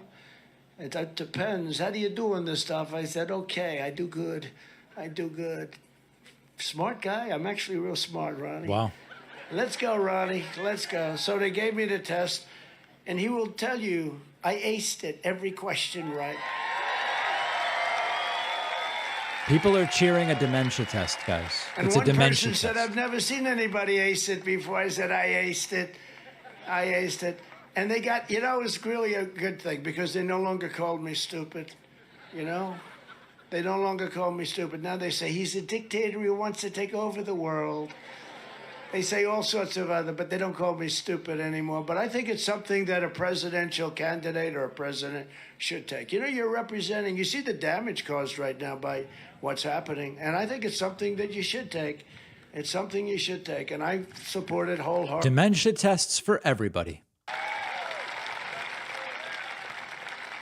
See, that would normally be breaking news, but they won't report it. But I think everybody should take it. Everybody that even runs should take it. You should have a certain standard. Not to equate us with China, but I'll tell you what, they have a very tough system. You start off all even when you're about 2 years old. He's impressed by strict authoritarian regimes. And I will tell you, President Xi is a very smart man, whether you like him or not. And you notice that during 4 years, he didn't attack Taiwan. Never thought of it. Now, all of a sudden, they have a lot of bombers flying over Taiwan. They're looking. I think the only thing that's going to stop him is he's going to look at the mess that Russia got themselves into, and he might say, Charles, are you doing good? Look at him. He's sitting there with that beautiful hat on. I'd love to wear a hat like Charles W., good man. He's been maligned. Well, he's been accused credibly by 6 women of sexual assault. I come out, I defend people when I know they're good. He's a good man. I came out here. A lot of people, this is the way David Bossie, right? This is the way it works. It's, a lot of people, they say, and they look at you and they say, well, you don't have to do it, sir. You could. I have to defend my friends. I have to defend people that are good. He was with us from the beginning. I just met so many people backstage. Sure. Thank you, sir, for being here. He's been my friend for Sure, 30 sure. years. He's the most innocent human being. He's the last person to do any of this stuff. And even the stuff they're accusing of, what did they say? He talked to somebody? Yeah. Trump's like, I've been accused by 46 women of way worse stuff than the 8 women accusing him. This is nothing. I could have gotten out of this one real easy. I could have played golf. I could have gone to the beach. I could have done, and I'm here with Charles W. Charles W. Herbster. Herpster. Kind of like herpes. That's an interesting pronunciation. Herpster. I said, Charles, are you sure I have to come, please, sir? I'd like it to come. It's so Sure, unfair. sure. And his friends called me. They said, I'd like you to come because it's so unfair. And we can't let this stuff happen, you know? And by the time he clears himself, the election's over. They'll say, oh, it was right. Remember that whole thing with Hold on, some I'm very coming. bad people when they were talking about the tax returns and they lose the election? And after the election, the guy said, well, we won the election, didn't we, even though it was totally made up. That was about a guy named, a rhino named Mitt Romney. Mitt Romney. Mitt Real Romney. beauty. He's a real beauty, that guy. But remember, they said all sorts of bad things about his taxes, and then he lost. He got his ass kicked, actually. He ran a horrible campaign. Remember the respect he had? He respected Obama so much. I said, why did you salute him? I mean, he was just all in for... it's tough when you're all in for somebody that you're running against. He was all in. But they lied about his taxes. They said horrible things about his taxes. And when they went to Harry Reid, I guess it was, right? They went to Harry Reid and They said his taxes were racist and sexist. his taxes. He goes, we won, didn't we? That's the way they play the game. I got my gas. man. CPAC. CPAC is a great organization. We have a great gentleman here, but I'm going to introduce him. I'm not going to talk about him now because he's going to come up and maybe even say a few words. He's been great. He's been a supporter, and I want to thank all of the people from CPAC that are here. Trump seems disoriented now, like he's not even sure what he's supposed to be saying. Romney, and it happens to others. Oh, by the way, it happens to me on a daily basis, all this stuff. They make up crap like nobody's ever seen. But you know what? It hasn't been so effective. I got more votes than anybody's ever gotten. Can you believe it? Biden got more. Any president, no president has ever gotten. With the support of all of the patriots here tonight, we saved our country once, and together we will save our country again. Is that right, Matt Schlapp? What do you think, Matt Schlapp? We're going to save our country again, Matt?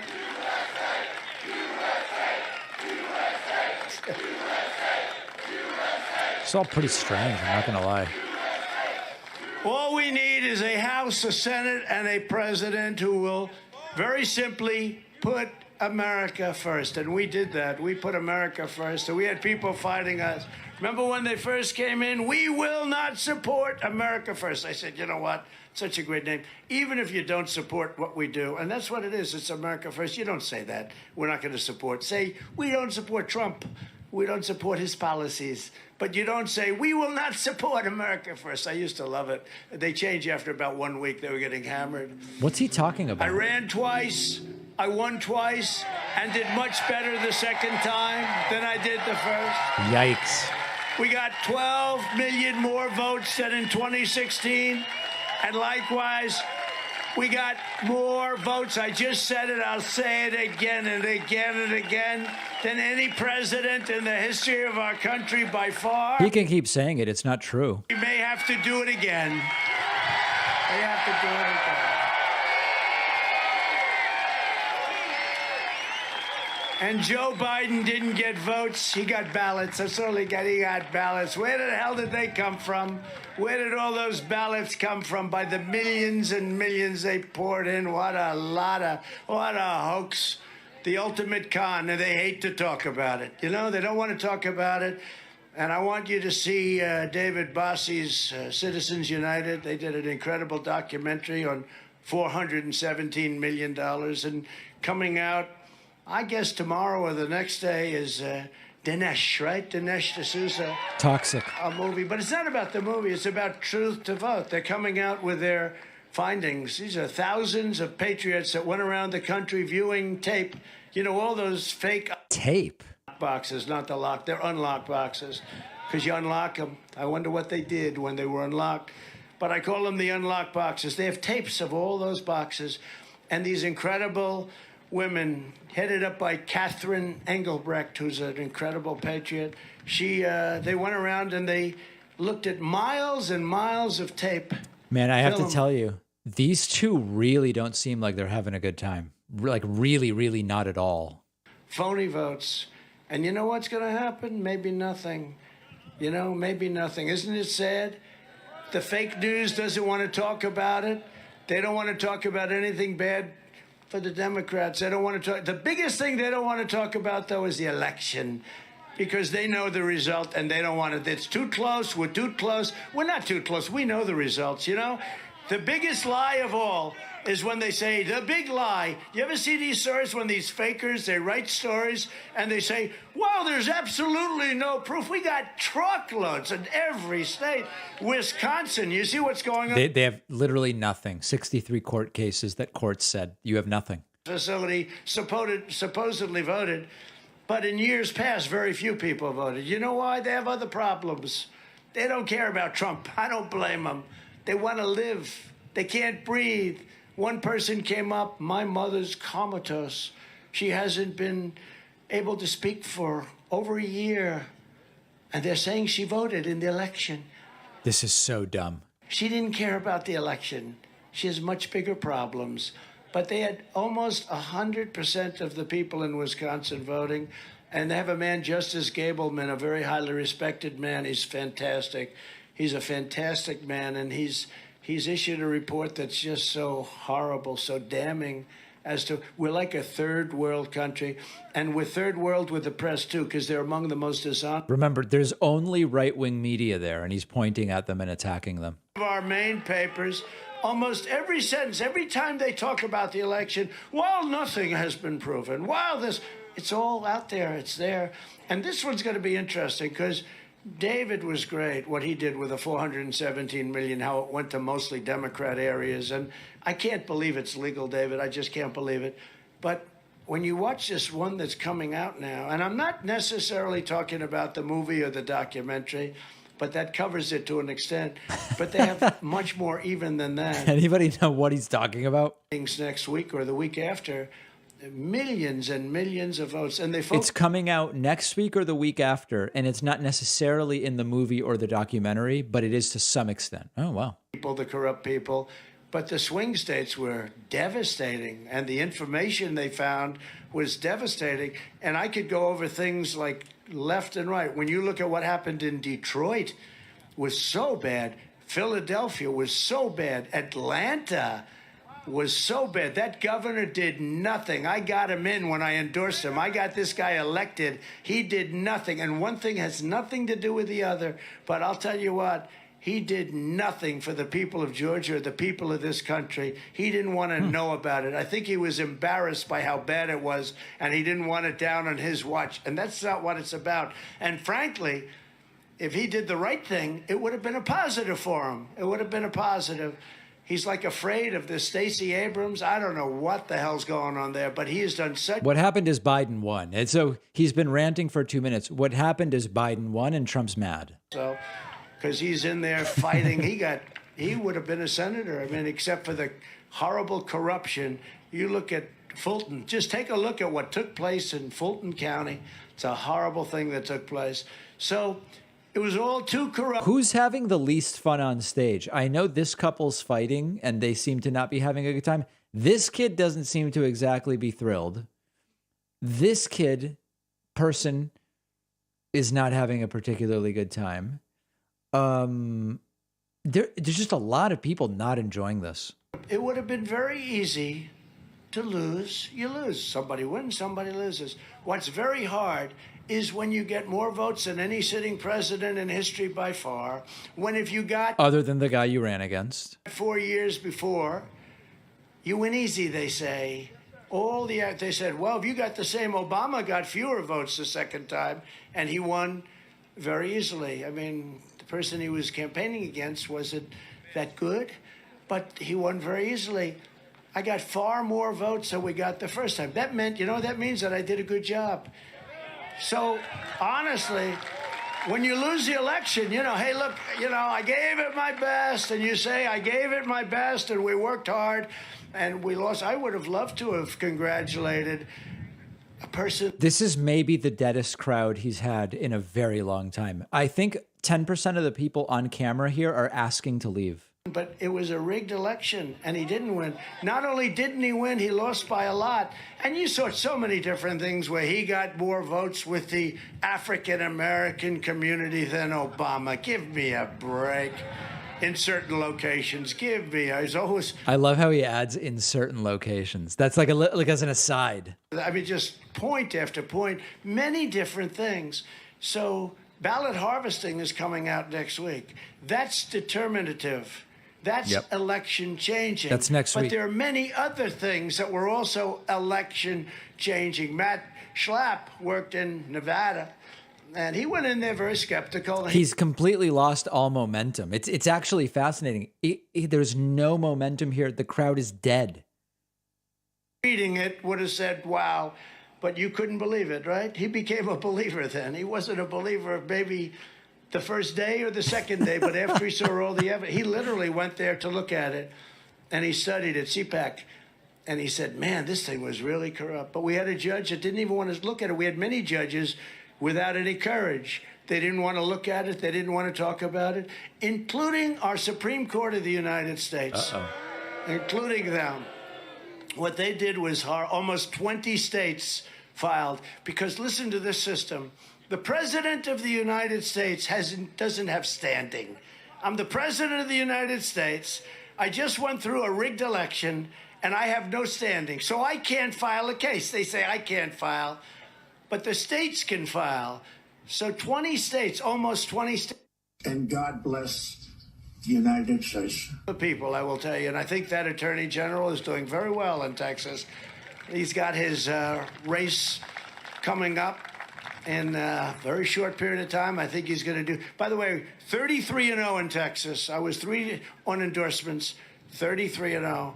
And if I lost one race, they'd say Trump was humiliated.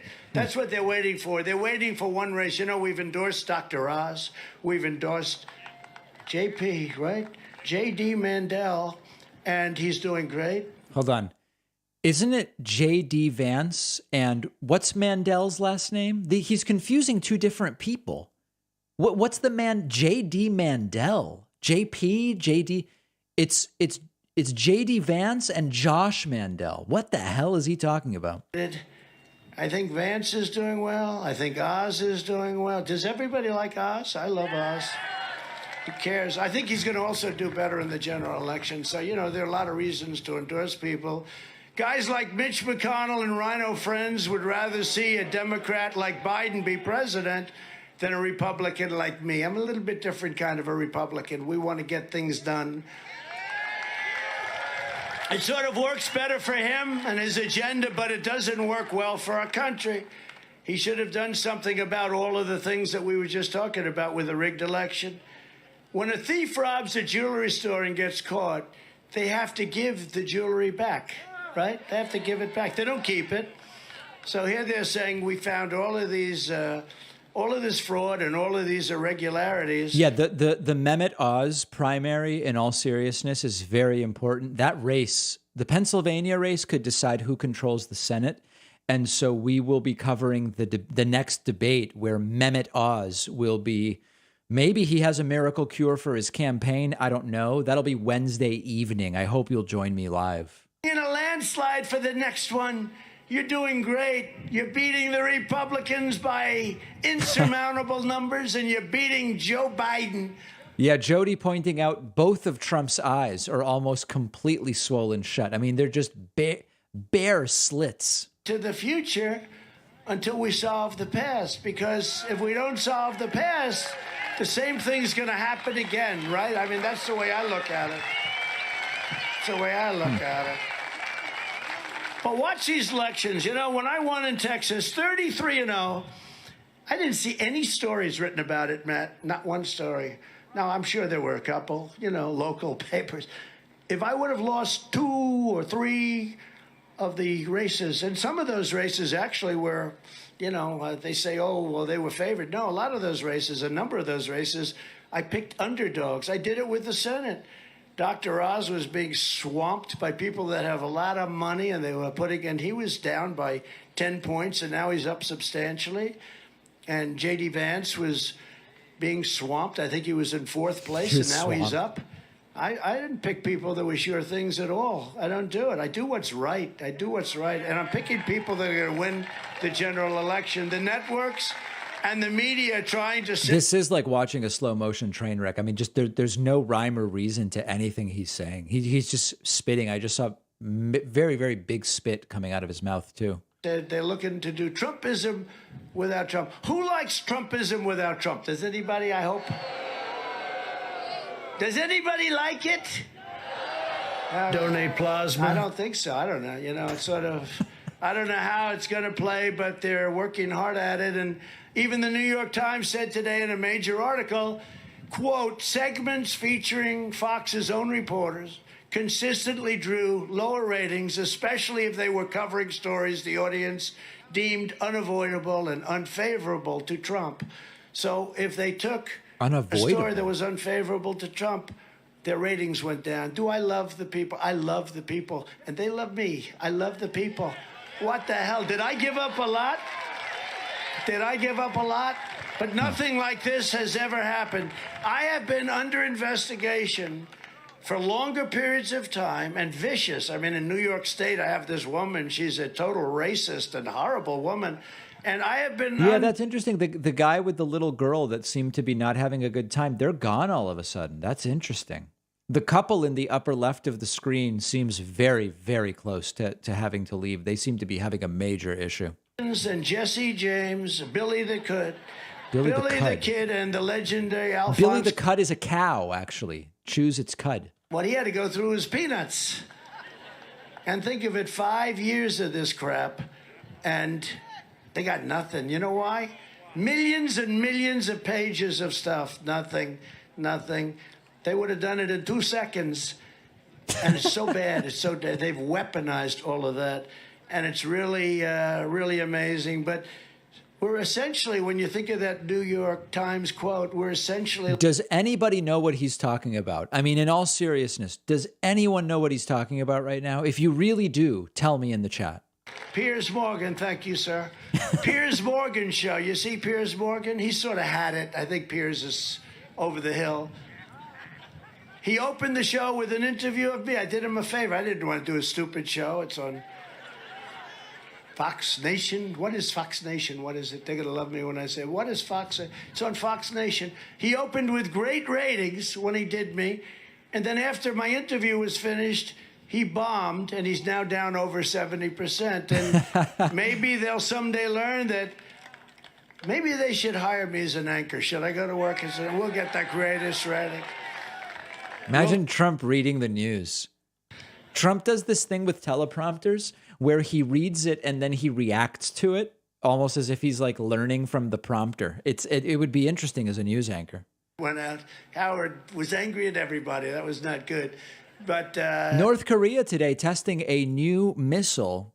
Wow, that's interesting. Can you believe that? Can you believe these North Koreans?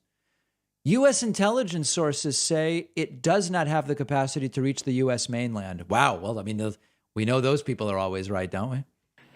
You know the show in the morning, Sunday morning, I call it Face the Nation, right? Or where they have Meet the Press. I say, meet the fake press. They're going to put me in charge of that.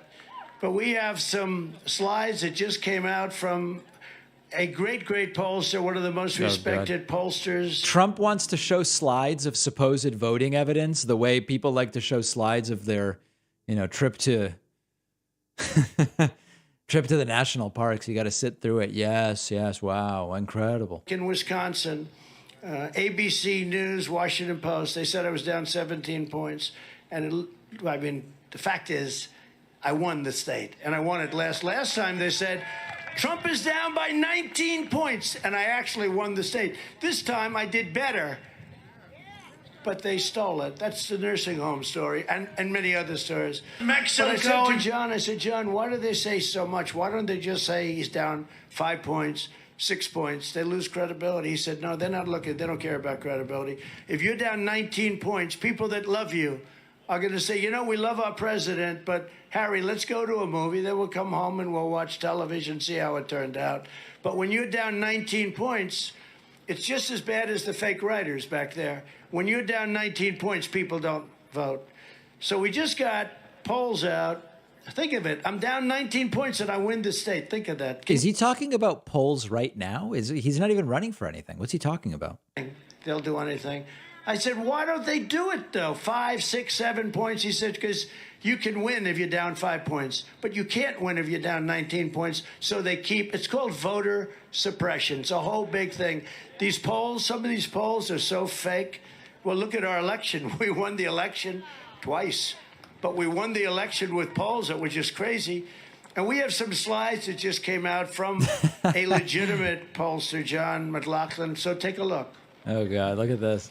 Oh, So my God, he's that's, putting up slides. Does he think anybody in the crowd is going to be able to look at that and make any sense out of it? That is absolutely amazing. Look at what he's putting up on the screen for people. 3% strongly support. Strongly support means you could do almost anything. This guys, I know my PowerPoint. This violates every PowerPoint convention that you should adhere to. That's pretty good.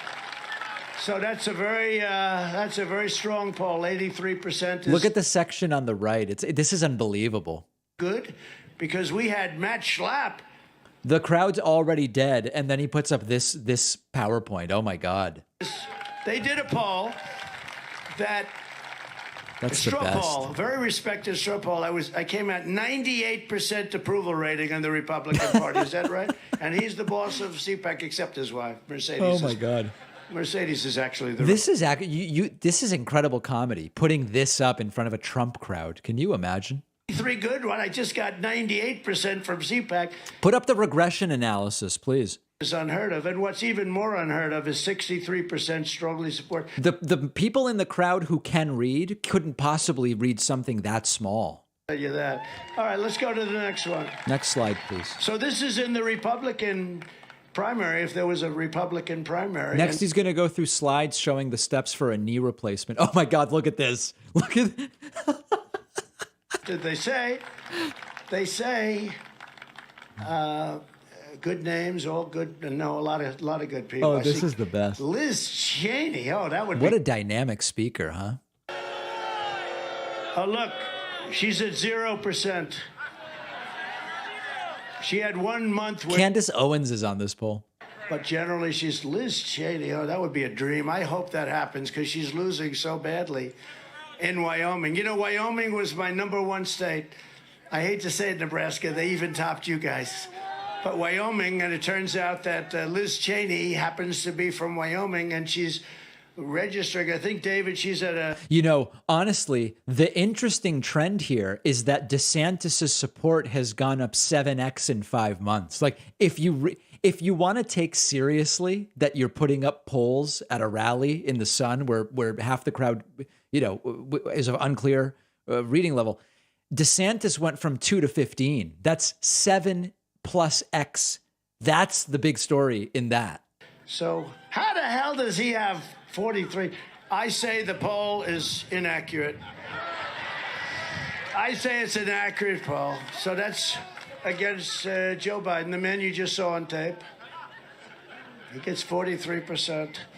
Somebody said I'm winning. Somebody said I was up 19 points. I said, how come 19? Well, how does he get? Oh, I thought it was from November to now. Sorry, it was from last November to now. I didn't notice. If that's the case, I didn't notice that. If it was 11/20/20, okay, fair. That's my mistake. We're only up 10 points on her. Then we had other people. They put, I think, crooked Hillary Clinton in one poll. She didn't do too well. Crooked Hillary. Do you see all the fake stuff that's coming out now? I have to say, John Durham is putting out a lot of. You know, you look at this and you just instantly know exactly what the point of this slide is. That's one of the big PowerPoint conventions. When people see the slide, they should immediately know the main point So like you might put up a slide that just says, it's the economy, stupid. And then you talk about it, but you look at the slide and you go, I know what this is about. It's about the economy. You see those slides, you're like, what's the main thing I'm supposed to be looking at here? The southern border, where our country is being poisoned, weakened, and permanently stained. Every day, Biden's open border agenda is getting innocent Americans absolutely slaughtered. Just weeks ago, an illegal alien was charged with savagely murdering a married couple in the prime of their life for no reason whatsoever. They were riding their bikes near their home in Daytona Beach, Florida. He stabbed them repeatedly, mutilated them, and dumped them in a field.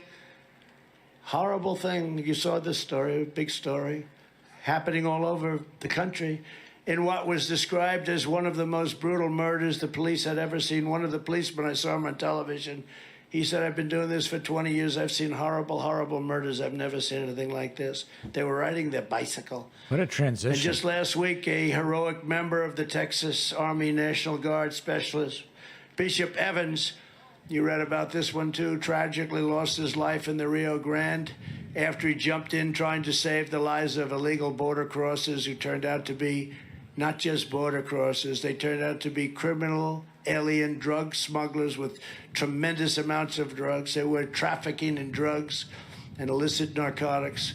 He died. The Biden administration's... I'm not making light of the subject matter, but this speech is completely unhinged. It's a verbal diarrhea. It's like an ink blot. Under the defund the police mantra, our Democrat-run cities are also being ravaged by the scourge of violent crime. Scourge. Never forget the radical left wants you to be locked in your... That's a classic from the COVID days, the scourge. Loose dangerous criminals all over our country without bail and release repeat offenders without charges, destroying your country, your family, and destroying your life. The greatest threat to public health in our cities is not COVID. It's the Democrats' weak on crime agenda and policies. Record-setting crime is taking place with shootings and stabbings far more than COVID. In Chicago, as an example, there have been 44 people murdered and 168 people brutally shot. Many of them never will recover, compared to 87 deaths for COVID in the last 4 weeks. Can you believe that? 4 weeks. Democrats are the party of crime, chaos, and death. Republicans are the part, and I think this is pretty well acknowledged. A glitch. Republicans are the party of law, order, and life. Yeah. They call for people who haven't even been charged with anything to be locked up, and he claims to be for law and order. Republicans at every single level. Right here in Nebraska, you have the chance to elect a die-hard MAGA champion as your governor, a man who's been with us from the Trump seems bored by his own speech. That's true. Charles W. Herbster.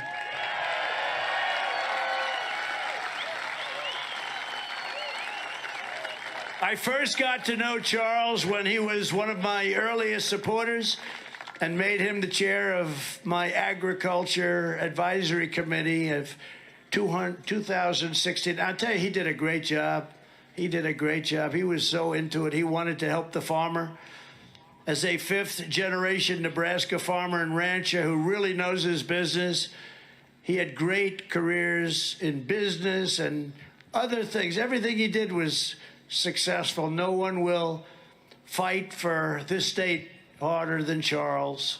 He's a person that happens to love the state of Nebraska. Wow. Most importantly, Charles W. He sounds so bored by this. Media or the radical left. That's why they're doing everything they can to stop him. Malicious charges to derail him long enough that the election can go by. There's a question in the chat that is so much more interesting than anything being said. What is my go-to deli order? My go-to deli order is pastrami on pumpernickel or marble rye with mustard. With mustard. By the way, Charles, welcome to politics. Beautiful nice question. Business, isn't it? You know, after I won the election and 16, friends of mine, tough guys, business people. I used to think these were the toughest people. These guys were tough. They're from New York, real estate guys. And I used to go around and say, oh, these businessmen are the toughest, and women. And I spicy brown mustard, guys, of course, yeah. Different hoaxes that came up, Russia. Turned out to be a fake story. Think of it. It's a fake story. And they have it now as a fake. And people are being indicted all over the place. They made up the story. I kept saying, people would say to me during the campaign, sir, do you know anything about Russia? I'd say, no, not much. Well, I don't know. There's a lot of rumors. Dave Bossy would come up. Do you know anything about Russia? And this is during the campaign, right? And I'd say, I can tell you where it is, Dave. I don't know too much about it. You know, I thought it was just an innocent question. But after you get asked a question like 7 times, and young people would come up, Matt Schlepp called me, asked me a question. Sir, what do you know about Russia? I'm saying, what the hell is going on with Russia? It was a fake story that was put out there, and they wouldn't go away. We wasted 2 years on that fake story, and now we caught them, and we caught them in the act. I think that fake story generated 24 indictments and recovered more money than it cost. Our state is very poorly represented by a grandstanding, little respected senator called Little Ben Sass. He's bad news. Who's an embarrassment to the people of Nebraska. He's a total embarrassment. This guy started off, this Little Ben Sass, he's a lightweight. He started off so nasty to me. I won the presidency, and I met with the 52 at the time senators. And everybody was nice. I helped McConnell get elected. Without me, McConnell would have lost, by the way. And I helped numerous of them get elected. But this Little Ben Sass asked me a question. What do you know about the military? I said, what do I know about it? I just got elected president. It's a nasty question. He said this in front of 52 Republicans, David. Give me a break, you never even heard that. I've never told this, I don't think. But this little wise guy, well, what do you know about this? What do you know about health care? You've never done it before. I just got elected president. I said, who is that little guy back there? I said, I never saw him before. They said, his name is Ben Sass. Ben Sass, he's from Nebraska. I said, he's a fresh son of a bitch, isn't he? Yeah. I was like grilling me. I said, you're a nasty guy. You know that, right? Well, I'm just saying it like, and then he was very bad for a year. Then all of a sudden, the people started to speak. He said he was going down the tubes. So Lindsey Graham, Ted Cruz, and some others came over, and they said, he'd love to meet you. Would you be willing to meet him? I said, I really don't want to meet him. But anyway, he came over to the White House. He was groveling. Right. Because you were letting him know that he was not long for this world. And he apologized, and he could not have been nicer for 2 years, okay? And then it came time Isn't telling someone they're not long for this world like a threat to kill them in some way? Or that they're going to die, I guess? And he was like a gnat, you know? Get him off. Get him off my ass. But this guy's leaving. But he was fine. People are filing out. Did you guys see that side shot? People are filing out. This guy's leaving. Wow. You endorsed him. He's going to be good. Would you endorse him? He was begging for the endorsement. And, you know, the head of your Republican Party is not a fan of this guy. And he called me. He said, after the fact, he said, I wish you would have told us you couldn't stand this guy. We would have run somebody against him. We would have won. I said, well, I wish I would have done that. And frankly, I wish I would have done it to Mitch McConnell also, because we would have won against that. Wow. But we didn't. So they treat you nice, and then you give him an endorsement, and then he won. And the day after he won, remember this? He came out. Trump should not have removed troops from Germany. We had 54,000 troops in Germany. They're delinquent on their payments to NATO. They're paying half what they should be paying. We're defending them. They screw us on cars. I mean, when was the last time they sold a Chevrolet? I asked Angela. Why would Germans buy a Chevrolet, guys? Please, please. The last time you sold a Chevrolet in BMW, Audi, Volkswagen, Mercedes. I mean, people are going to go, give me a Chevy. No offense, guys, but that's what they want. That's what they need in Germany. From many years ago. And yet they sell Mercedes-Benz, BMW, I wonder Volkswagen by the millions and millions. They don't take our farm product, Europe. You know, Europe is not much better than China was on trade. So I went down and I said, we have 54,000 soldiers over in Germany. That's a lot of soldiers. That's like a city. And they make a fortune because the soldiers get paid and they go out and they buy in the stores and they do all this stuff. And they didn't treat us right. They haven't treated us. They've been very bad on trade. So I said, we're going to remove 25,000 soldiers from Germany. And, Angela, how do you think we can convince the German people to leave their German cars and buy Chevys? I don't know, give them to them for free? Ben Sass comes the day after the election, and he starts criticizing me and removing soldiers from Germany.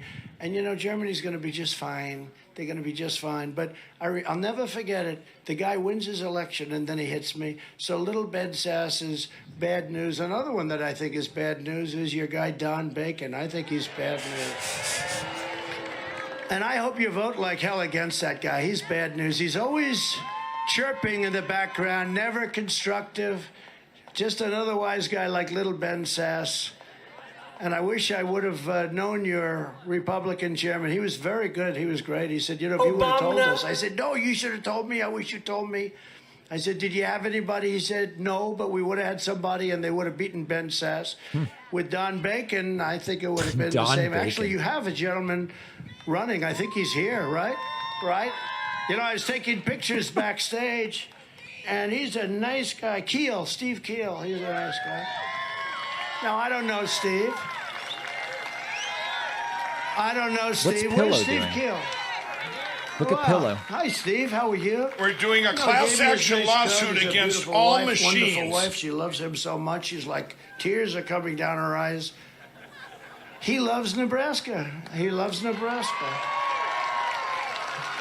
Steve Keel. It's pronounced Keel, but it's spelled Kuehl.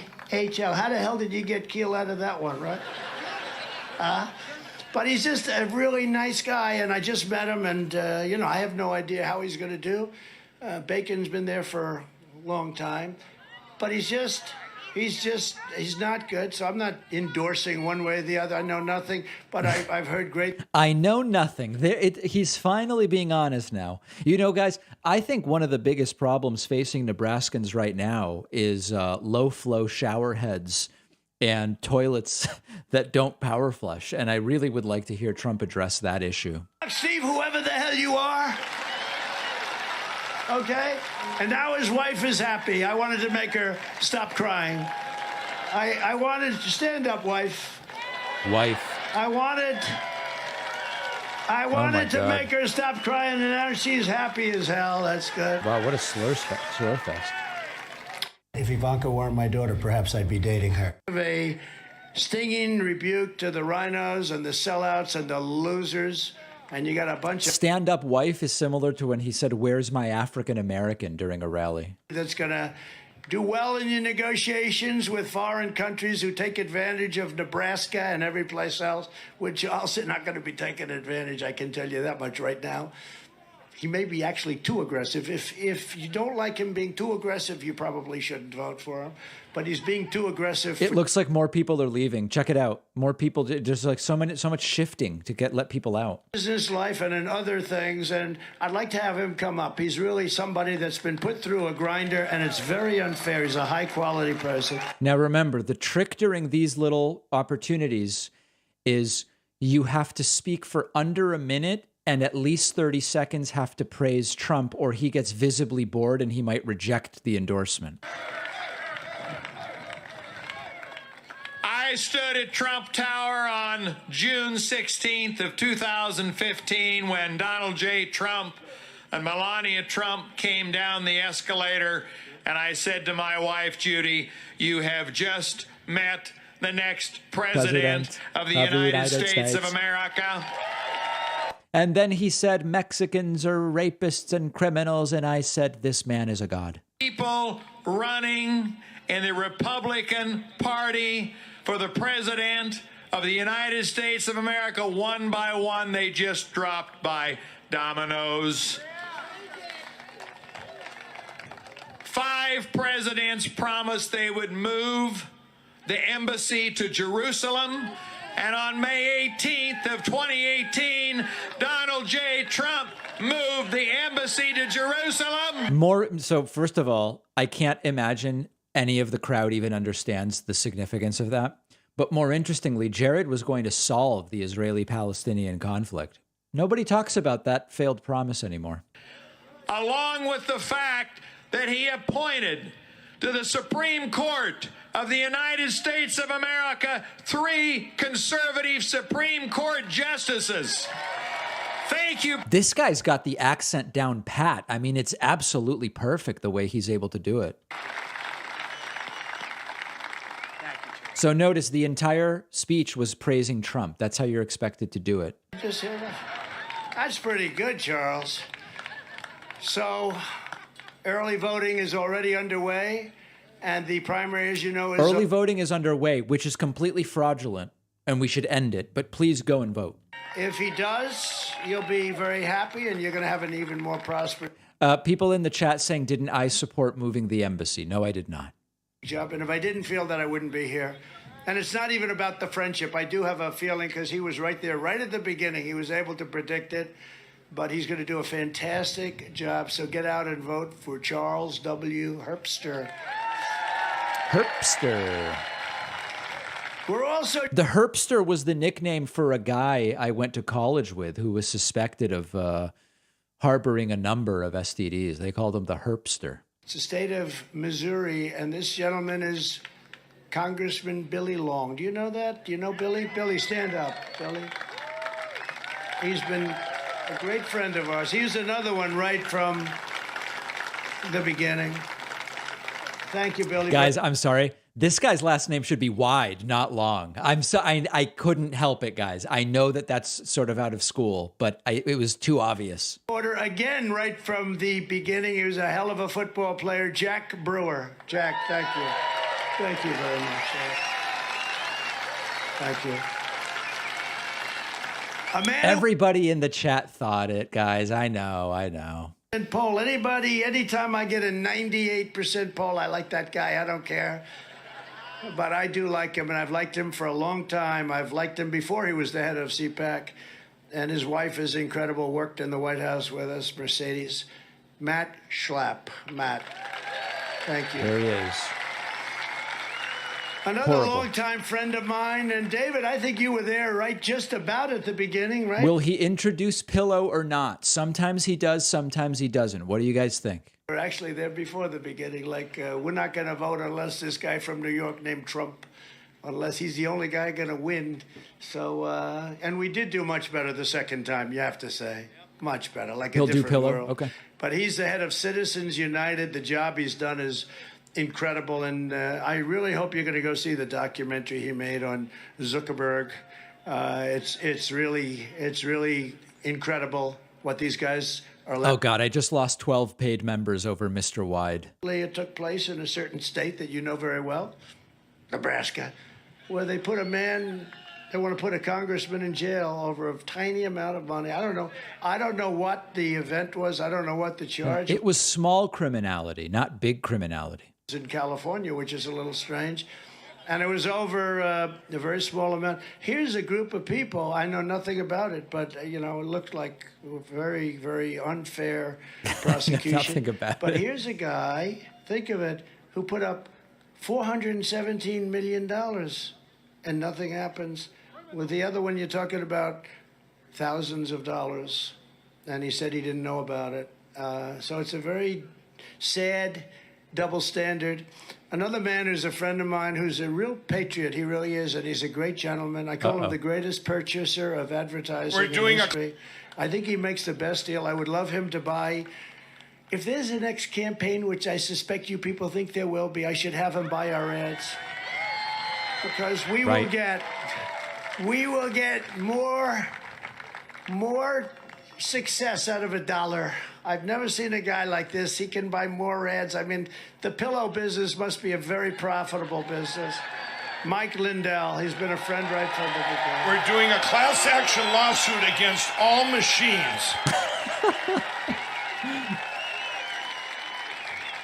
Oh, God. Even when George W. Bush was president, we wouldn't have believed that this is what the Republican Party would become. I don't know how the hell he buys so much, but boy, he's a good negotiator, and he's a man that knows and understands the election very well and what took place. He's a patriot. With the help of many people here tonight, over 4 incredible years ago, we grew the conservative movement into a working people's movement. Now remember, Trump's movement is not conservative. It's neo-reactionary. They're just not a conservative movement. This party to a level that's why they say we want the party, we want everything, we just don't want Trump. By the way, that's the liberal media saying that. That's not the people saying it. That's why we call it Trumpism without Trump. And we're never going back. Our movement must continue to pursue a populist and nationalistic. We want Trump! We want Trump! We want Trump! We want Trump! And you can do that other thing normally, right? The third element of the bathroom. No teacher should ever be allowed to teach transgender. Transgender. Thank you. By the way, this is not only a big crowd. Look at those beautiful fields of corn and everything. This is so beautiful. You're so lucky to be growing up. I've seen things where I grew up that are a little tough. You don't have those things happening in your community.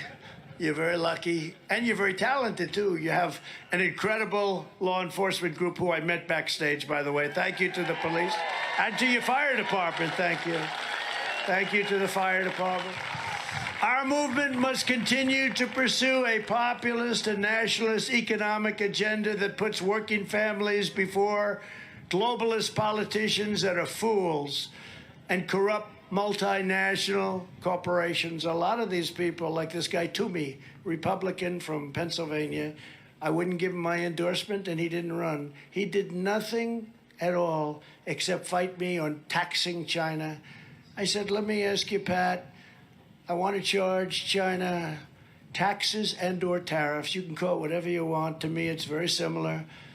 Because either way, it's American companies paying them. Do that. Why can't I do that? Let me ask you, if they have a car and they charge 50% or 100% or something else, and they're charging 100%, and I have the same product going the opposite direction, and I want to charge 100%, don't, sir, that's not free trade. China. I said, so they can charge, we can't, and you don't want to make any man. Supposing I charge them not 100%, but 25%, is that okay? No, sir, China that's not free and fair trade, sir. China. So I wouldn't give him my endorsement, and he actually voted to impeach me. Can you believe it, this guy? That was before the fact. I decided I couldn't wait. You know, when they wanted me to endorse him, I said, no thanks. And I knew I had a vote coming up. That shows I'm legit. Look, I know I would have done the right thing to do in terms of being smart, but I'm an honest person. I said, I'm not going to endorse him. He can vote any way he wants. And we had great support in the Senate, and we had incredible support in the Republican House. We had just incredible support. And I want to thank, we went through this thing twice. We went through, Bill Barr didn't want to be impeached. He said, how do you not? Trump has been speaking 75 minutes, already starting to put this on the longer end of his speeches. Do you believe he will go over 90 minutes? Let me know in the chat. I actually say no. I think you have to have courage. If we're going to win, you have to have courage. So I said, no, I'm not going to support him. Knowing a vote's coming up, I mean, like, I'm a smart guy. Actually, you know what? He's rambling so much. I'm going to say yes. He did vote against, for no reason whatsoever, by the way. And you know, with the House, 6 down and 4 to go. Those are the 10 impeachers, right? The 10 impeachers, the Liz Cheneys and the Adam crying Kinzinger. You ever see this guy? He's always crying. He should see a psychiatrist. Yes. This guy, he's crying is an obvious sign you should immediately see a psychiatrist. But he's out. He quit. Gonzalez quit. A lot of them quit. Guy in South Carolina is just getting absolutely pummeled. You know, he voted in South Carolina. Like, I think it's a Trump plus 28 district. I don't know, we're up by a lot. And he voted, and he voted. We're up by a lot. What race is that? He's hammered. He said, I never knew I was going to commit political suicide over this. But his name is Rice, Congressman Rice from South Carolina. He's getting hammered now, and they have a great candidate against him. So we're doing good. But I just feel that that's not acceptable what they did. We've done a great job, and to vote with the Democrats on a scam impeachment thing because Nancy Pelosi and the Democrats, say what you want, they're horrible, their policy is horrible, but they do stick together. They stick together like glue. We stood up for Nebraska like no president in history. We ended the disaster known as NAFTA, the worst trade deal ever made in the history of our country. And we replaced it with the USMCA, the best trade deal ever made. There is almost no difference between NAFTA and USMCA. There are some modest changes dealing with the automobile industry, but it is basically the same thing. To it so much anymore because I left and they don't give a damn about this administration. But we made a great deal. We made both great deals. In fact, be careful because they want to renegotiate the USMCA, Mexico and China. They want to renegotiate. You've probably been reading. They say the deal's not fair. Isn't it nice that finally we have a deal where another country is saying it's... They moved Blacks for Trump guy. Trump was actually hiding Blacks for Trump guy from the camera because he was right in front of him. They've now moved him into a position where he's more visible. Kind of like no one has ever stood up to them, taking in billions and billions of dollars in taxes and tariffs. And we gave, of the billions and billions and billions we took in money, we gave $28 billion to the farmers. You know that, right? Because I said, let me ask you, I was with a very good Secretary Perdue. I was with a very good man. I said, what was the most money that China purchased from us prior to them going on like a strike? They didn't want to do business. And he said 28. It was, I guess it was 14 and 14 or 12 and 16. $28 billion. I said, that's okay. When the money starts pouring in, I'm giving $28 billion to the farmers, and I gave you $28 billion. And I see that beautiful John Deere tractor back there. And if you remember what I said, because you know what I love about the farmers, they stood with me all the way. They never complained. They said, look, it's tough. Well, I was negotiating because China was essentially not doing what they should do. And they were boycotting, and they weren't buying anything. They thought they were going to force me out, that I'd lose the farm support. And it was just the opposite. The farmers stood with me. I don't know if you know about this, David. They stood with me. I was in the White House, so we had 35 farmers come in.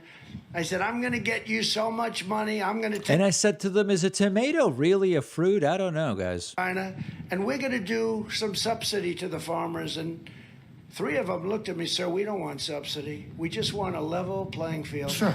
I said, you got to be kidding me. That's the first time I've ever heard anyone say that. Everyone wants to get, they just want freebies.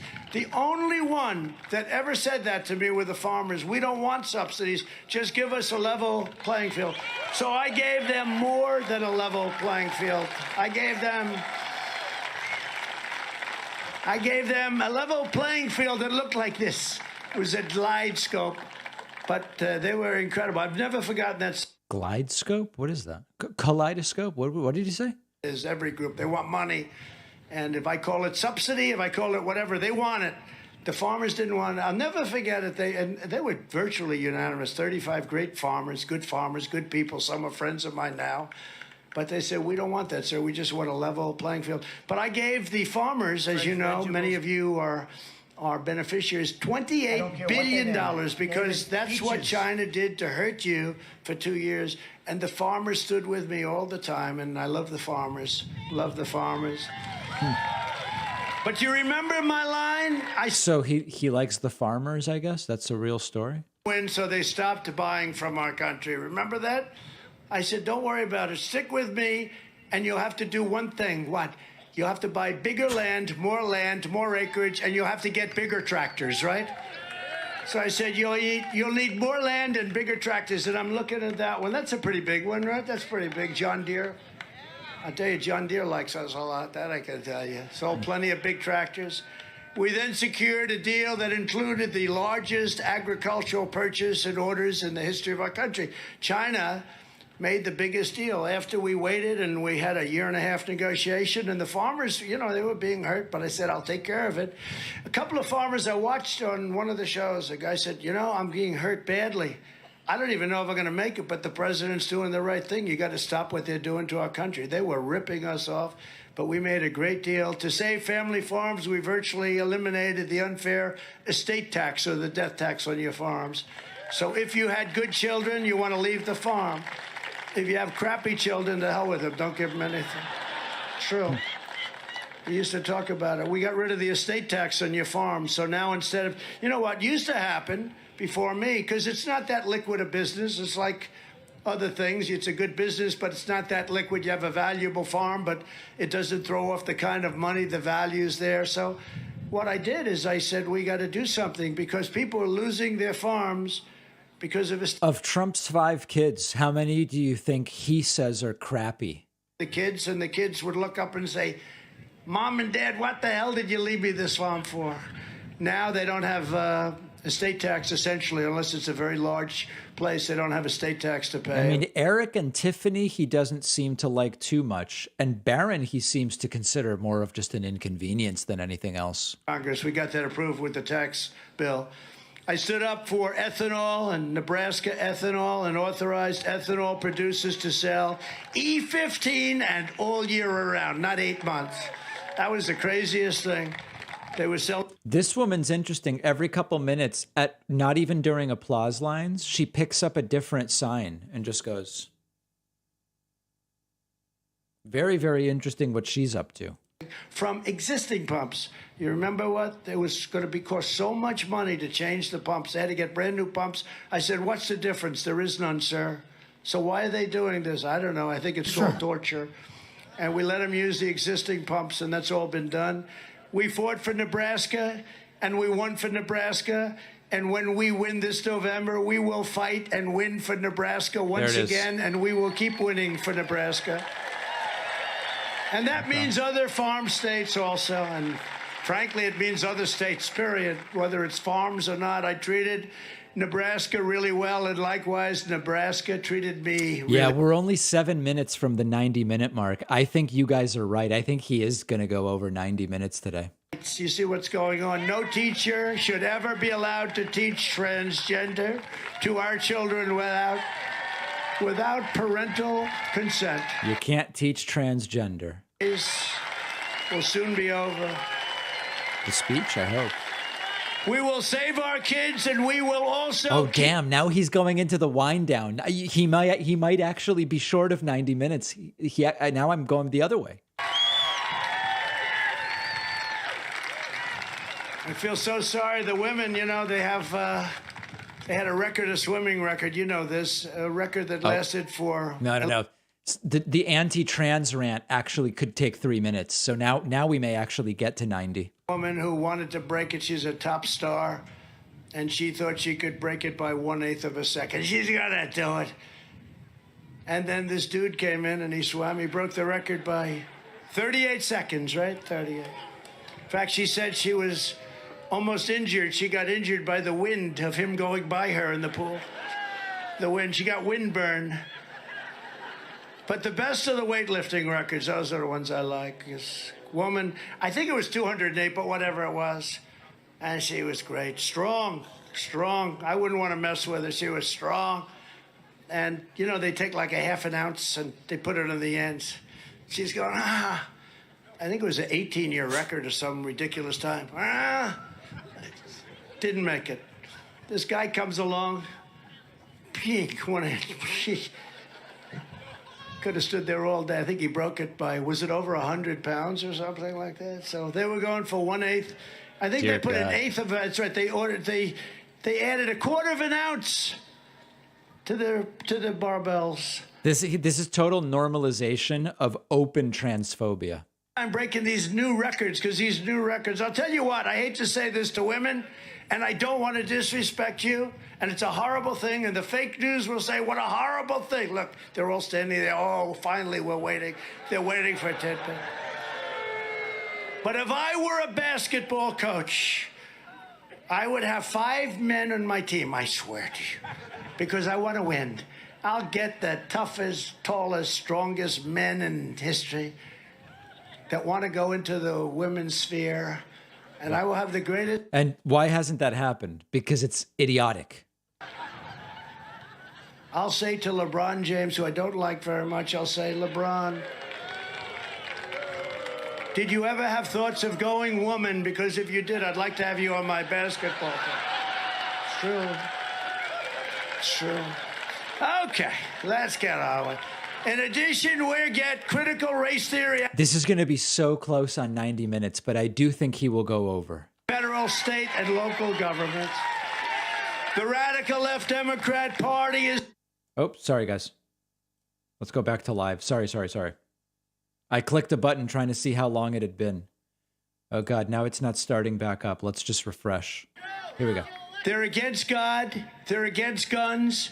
They're against oil. They're against law enforcement. Defund the police. How stupid is that? Yeah. They're 2.5 minutes and he'll be over 90. He's going over 90. And for voter ID. They're against the Constitution and they're against our founding fathers. That's not a 50% party. The only way they win is to cheat. I believe this. Now, some people can dispute it. They cheat in the elections, and they cheat now like never before. And these ballots, these paper ballots that are being sent out by the millions and millions, you'll never, ever be able to control it. Whether it's postmen or women, and you know, both ways, whether it's postmen, and they tend to be very Democrat. They tend to be. That's the way it is for whatever reason. They tend to be very Democrat or any other ways. And the ballot harvesting, which is totally illegal, what they do with ballot harvesting. And I said this before the election, and we saw it in New York. They had some small elections in New York where they had mail-in ballots, and they still don't know what the hell happened. And that was a small That's not true. Congressional election. They had an election in New Jersey, a ballot election, before the presidential election. And to this day, they have no idea what the hell happened. But, you know, you take California. I think we do much better in California. You know, they all say that you lose automatically by millions of votes. I don't believe that. I went to California, did just one rally because I was told don't go to California. I never saw a crowd like that. This crowd was massive, massive. They sent out millions and millions and millions of ballots. Many people got 2, 3, 4, 5. The highest I heard was 9. Wow. But they got many, many ballots. I don't believe California is not a winnable state. I think if you had a fair election, I think it's a very winnable state. I think we have a lot of winnable states. I don't think they'd win at all if we had fair elections. That's why one of the highest priorities for Congress will be to crack down on the left wing. These are Republicans that want to do it. Guys like Jim Jordan, who's fantastic, and others. Jim Banks. We've got a lot of great people in Congress. Think of it.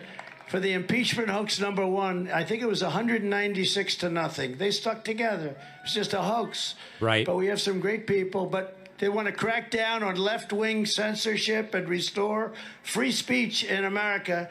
And those people back there are a big problem because they're so corrupt. The press is corrupt. Go out and sign up now, by the way, for Truth. Did you see Truth? Truth Social.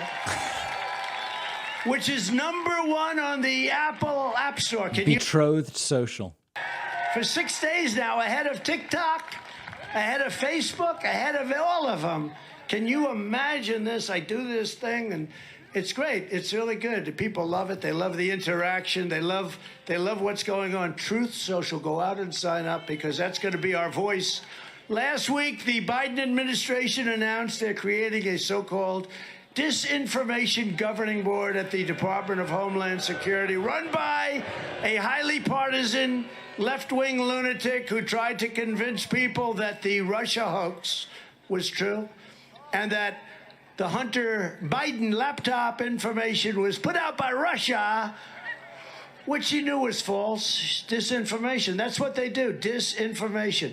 And just like they do the big lie, while it's the big lie, while there's no proof, while the president... I'm almost ready to say he's going to go 2 hours. We've blown 90 minutes out of the water. It's starting to become almost Castro-like or Maduro. You know, these guys known for these endless speeches. Nothing happens to Antifa, to Black Lives Matter. They kill people. They burn down courthouses, federal courthouses. Nothing happens. It's like we have 2 different countries. It's so unfair. The Democrat Party's brazen, desperate attempts at censorship prove how cowardly they actually are. They are very concerned with MAGA, that I can tell you, and probably they should be. When Republicans take back Congress, the first thing they will do is defund this ridiculous propaganda board, fire the left-wing censors, and terminate their outrageous violations. He hasn't even gotten to the topic of toilets yet.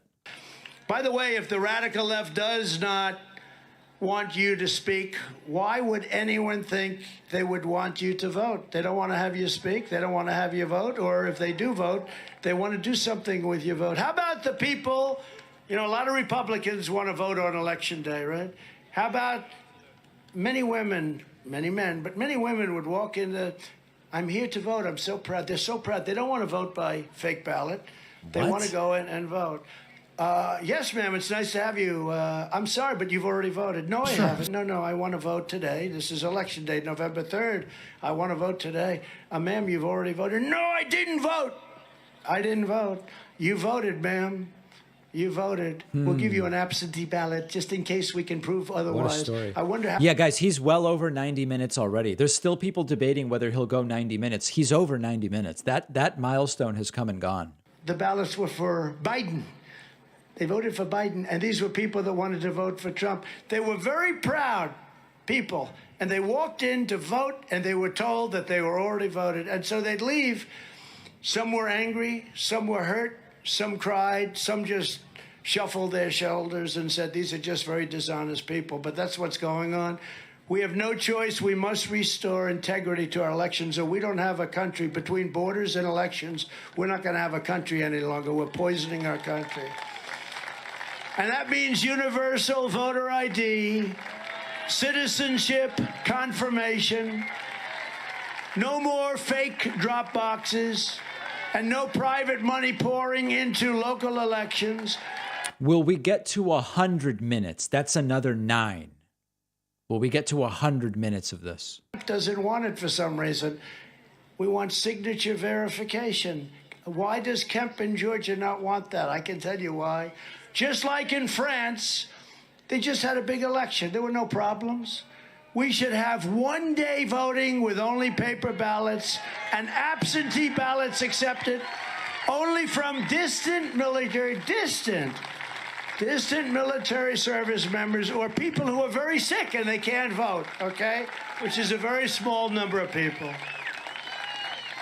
France just had it. They have paper ballots, no problem. And you know, these elections, we have 48 days, and it starts 3 weeks early. It goes, they want to have them go afterwards. Much of it wasn't even passed by state legislatures, which, as you know, it has to be done. But these things, where they have storage rooms with boxes and boxes of votes, people walking in and out, sometimes the guard isn't there, sometimes the people aren't there. And then you have the vote watchers, where they throw Republicans out of the election. They throw them out. And physically, very strong, physically strong people, they're throwing older people that are patriots out and scaring the hell out of them. What? That took place. But we have to have one-day elections again. One day, no lock boxes, no all this, no storage rooms where... Yeah, when did Blacks for Trump guy disappear? He's just gone all of a sudden.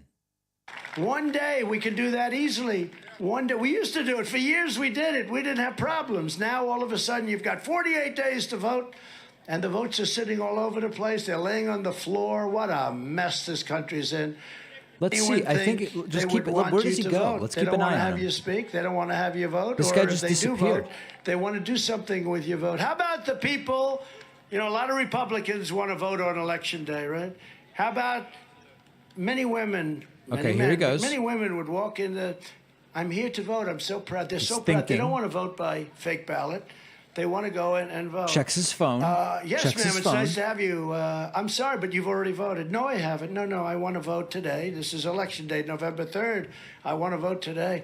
Ma'am, you've already voted. No, he gets on a phone call. He holds up. Vote. Look at Blacks for Trump covers his face and is on a phone call now, and then he disappeared. Let's see.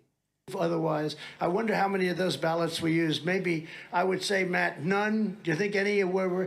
And if you look at the numbers, if you look at the people, okay, gets off the phone. The ballots were for Biden.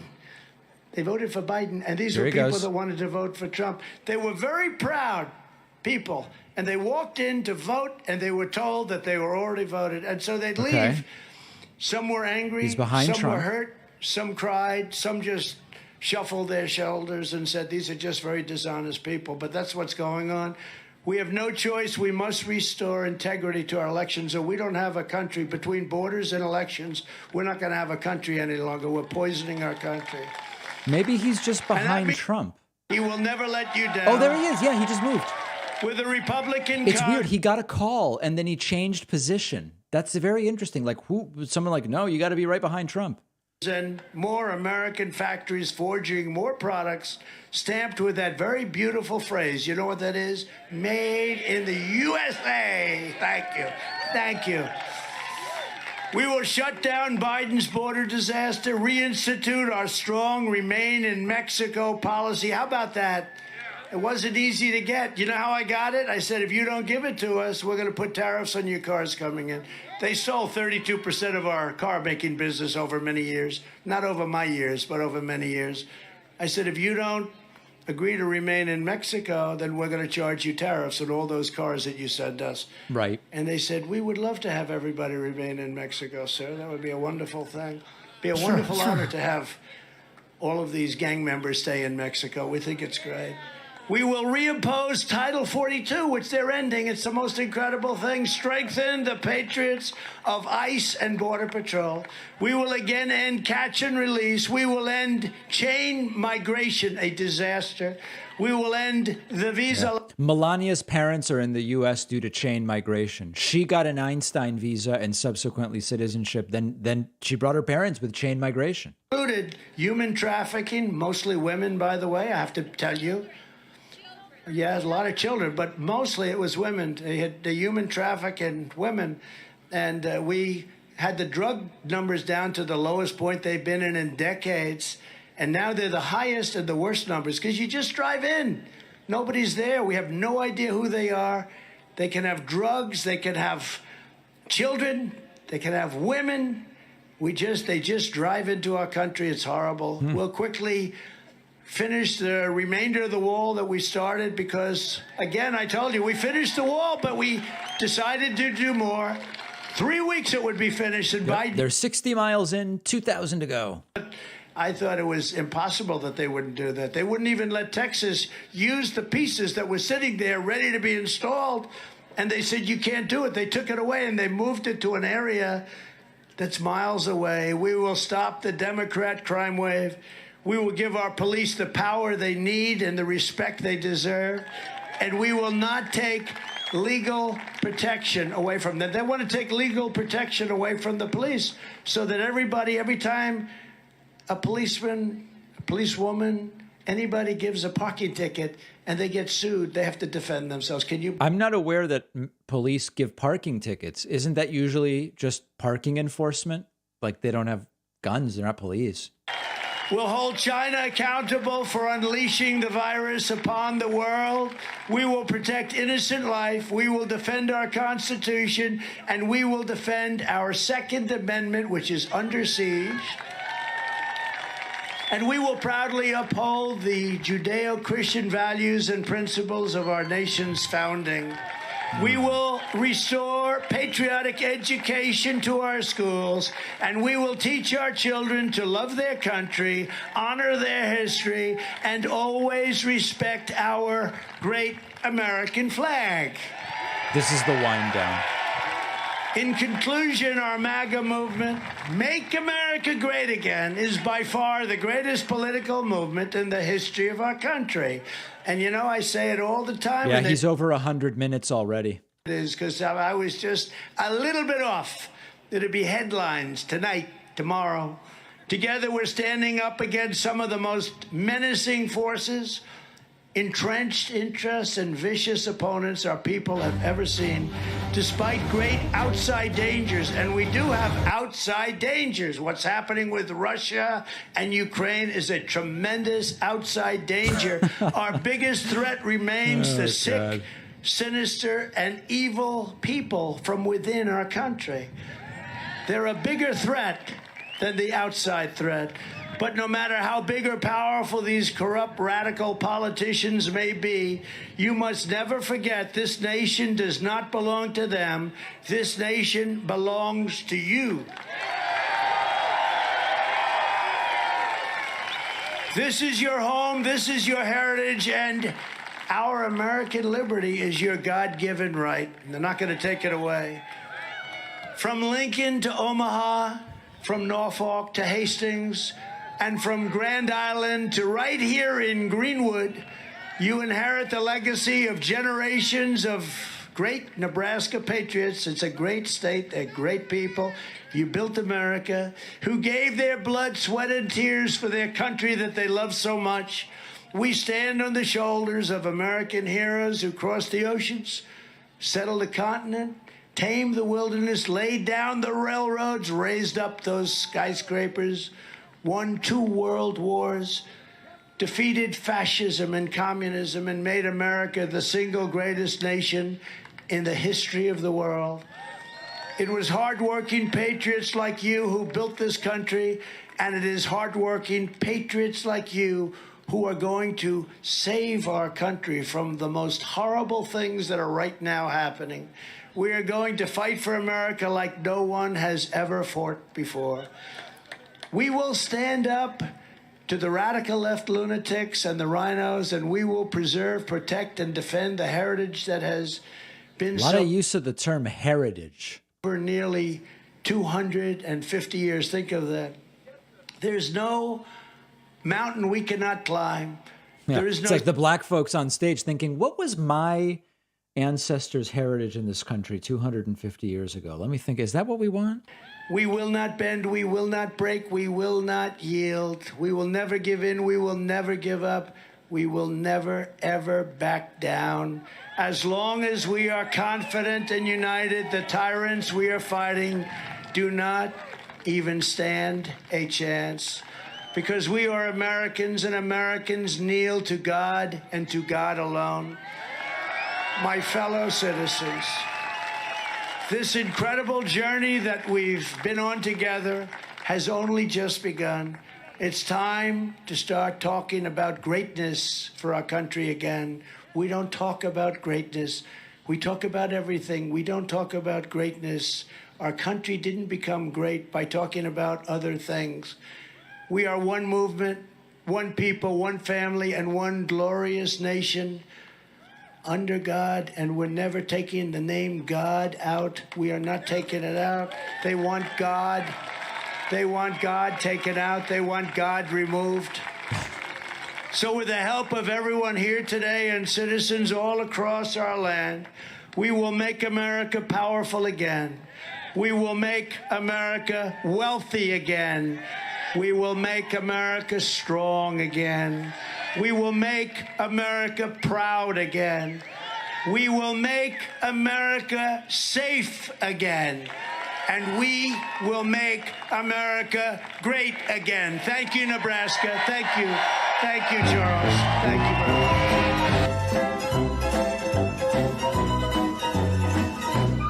brother. There it is.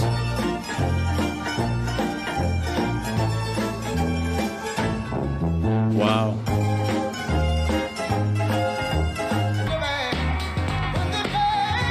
So an extremely long rally. It clocked in at, let's see where it ended. Right about 105 minutes. About 105 minutes long. And yeah, I mean, might as well have gone 2 hours, right? It's like you were so close. Blacks for Trump guy getting a special hello from Trump there. An extremely disturbing speech. In an extremely disturbing place, to be perfectly frank. I'll be live Wednesday with the Pennsylvania Republican Senate primary debate. Probably do some Johnny Depp coverage tomorrow and Tuesday. Oh God, he's got new moves, and they're really weird. A little bit of a Chris Farley vibe. A lot of the people here look very disturbed. No, there's no doubt about it. I won't point to any specifically, but this kid here is interesting.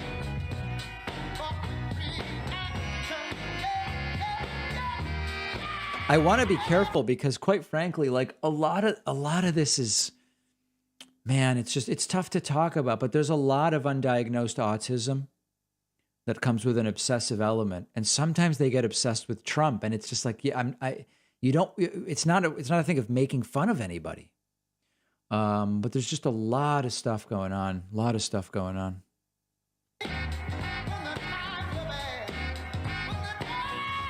man.